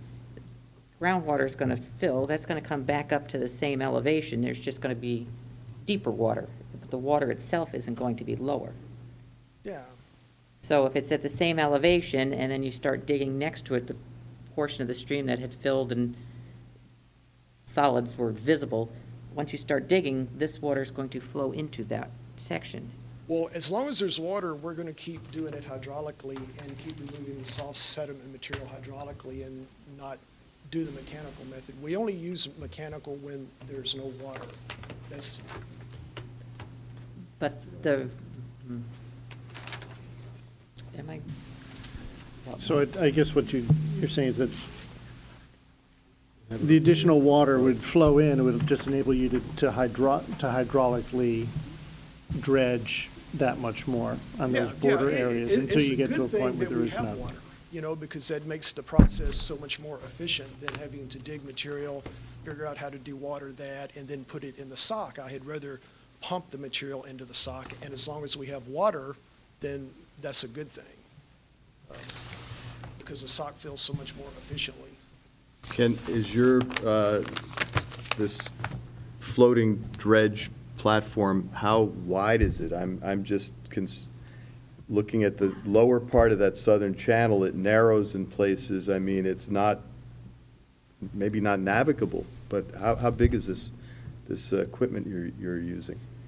We have several different dredges. The amphibious dredge is 6 feet wide, but we also have a handheld dredge called a piranha dredge, and it's actually one that 2 guys can lift up and set down, and we'd actually have guys deployed in there with a hand suction.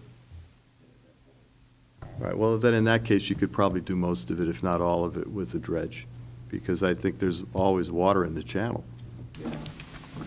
There was a couple areas that I was looking at with Steve that, So this year, there was always water in the channels, obviously, but. I'm sorry, could you just state your name for the Yes, record? Steve Wickstrom, the golf course superintendent at Burning Tree. The channels that are just basically drainage ditches are the channels north of the road. So the south channel will always have water in it. Well, and then, but the northern channels, chopping out that vegetation, that's going to be done mechanically or hydraulically? We actually take out the vegetation manually, yearly, at the end of each year to knock it down to make way for new vegetation there in the spring. But your plan is to clean that out, right? It would be to clean that out and stabilize those banks as well. Right. And in order to clean it out down to through the roots, would that be hydraulic or mechanical? I imagine that would be a mechanical dredge, yes. Okay. So, I'm just saying a detail of how if there's water there and you're doing it completely unconfined and there's movement in the water, you're just letting sediment move through the course at that point from that northeastern section, but but still, I mean, just a little, even a written narrative. How are you gonna, As far as sediment control? yes. Yes. And that would be left up to Steve. Oh, yeah. We would place any areas, typically when we're doing hydraulic dredging projects and there's concern about sedimentation escaping into further parts of water, we put what's called a turbidity curtain. And so, we would just use a turbidity curtain coming downstream from the work area to hold the materials. And we use straw bales and things of that nature, silt fence, as required by permit. But the turbidity curtain is typically the control measure for that.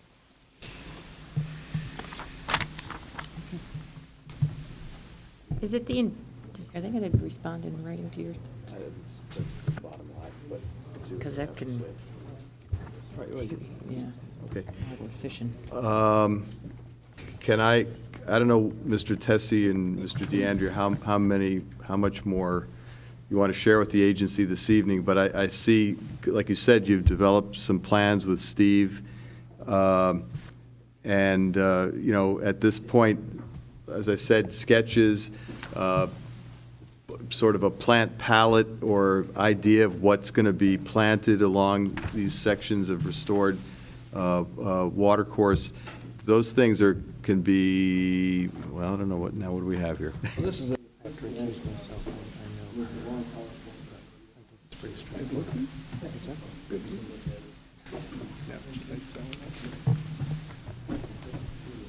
All right, well, yes, I think we'll review this over the next month, and we'll also look forward to getting the sketches that maybe aren't in the PowerPoint, and hopefully.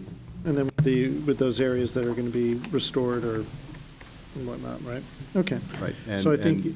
And I guess one other question, just an update, is the sediment testing taking place?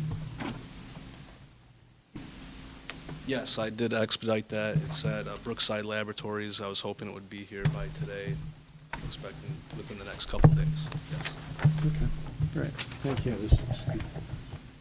Okay, is there any public questions or comments at this point on this application? I'm going to make a motion to delay. I'll second. All in favor? Aye. Okay. Thank you. Next, we have one violation to discuss, and I'm going to need to recuse myself from this. Oh, I'm sorry. Oh, yep, never mind. I jumped the gun. Motion to receive applications 1 through 12 on tonight's agenda. Is there a second? Second. All in favor? Aye. Great. And finally, there's for 4 agent approval permits this past month, 2018-118, 2018-121, 2018-131, and 2018-133. Are there any agency questions on any of those? No. Okay. Very good. Okay. I'm going to recuse myself for the next section of the agenda. Thank you, sir. Okay. Cease and correct order 2018-13, 145 Weaver Street. Unauthorized construction of a stone wall within and adjacent to wetlands. Ms. Carol Andrews. Okay, I'm going to read in the record of documents. Photos and notice of violation, October 5th, 2018. 2008 GIS map. Stop work order dated October 9th, 2018. Violation summary and cease and correct order 2018-13, issued October 15th, 2018. Staff was notified that activity was occurring on site that was impacting an off-site wetland to the north. On site, staff found that the entire rear yard had been disturbed and it was hayed and seeded. Let's see, it's not working. Okay. Okay, so the rear yard had been hayed and seeded. It was all disturbed. The wetland off-site is here, and there's a water course that runs along here. We've never had a permit on this property, so it looked like there were wetlands, but we didn't know specifically where they were located. Also found on site was the construction of a retaining wall, or not a retaining wall, just a stone wall along the eastern property line, and it had curved and appeared to continue this way. It hadn't finished being constructed. The homeowner, who's here tonight, Mr. Nyber, came into the office on 2 occasions to discuss the application and what he needs to do to correct it. The mason involved was Bruce Stolenhoff. We don't have the name of the contractor company, if there was one at this time. A stop work order was issued on October 9th, and a cease and correct order 2018-13 was sent by certified and regular mail on October 15th, 2018. Staff's recommending that the agency maintain the cease and correct order and place the certificate of violation on the land record if the corrective application isn't received by November 20th. Thank you. Is there anybody here from the, to represent Yes, the Mr. violation? Nyberg? Yes. So you're welcome to address the agency members at this time if you'd like.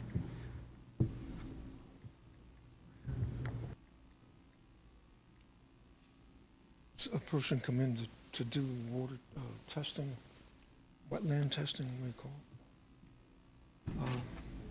We didn't get the results back yet. I've been there 45 years. I never knew there was wetlands. It's not on my plot plan.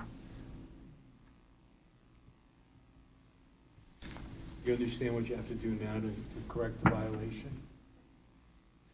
Not really. So we can discuss the application submission and each of the items you need to submit. We can talk about the application that you need to submit, and you can come in and speak with me, or you can talk by phone, and go over the items for the application. But that's the next step, and there's a deadline of November 20th to do that. And if you have any trouble with that, let me know. Okay? Thank you. Thanks. You have a motion on this one? Yeah, motion to maintain cease and correct order, application and certificate of violation filed on land records if the application is not submitted by November 20th. All in favor? Aye. Thank you very much.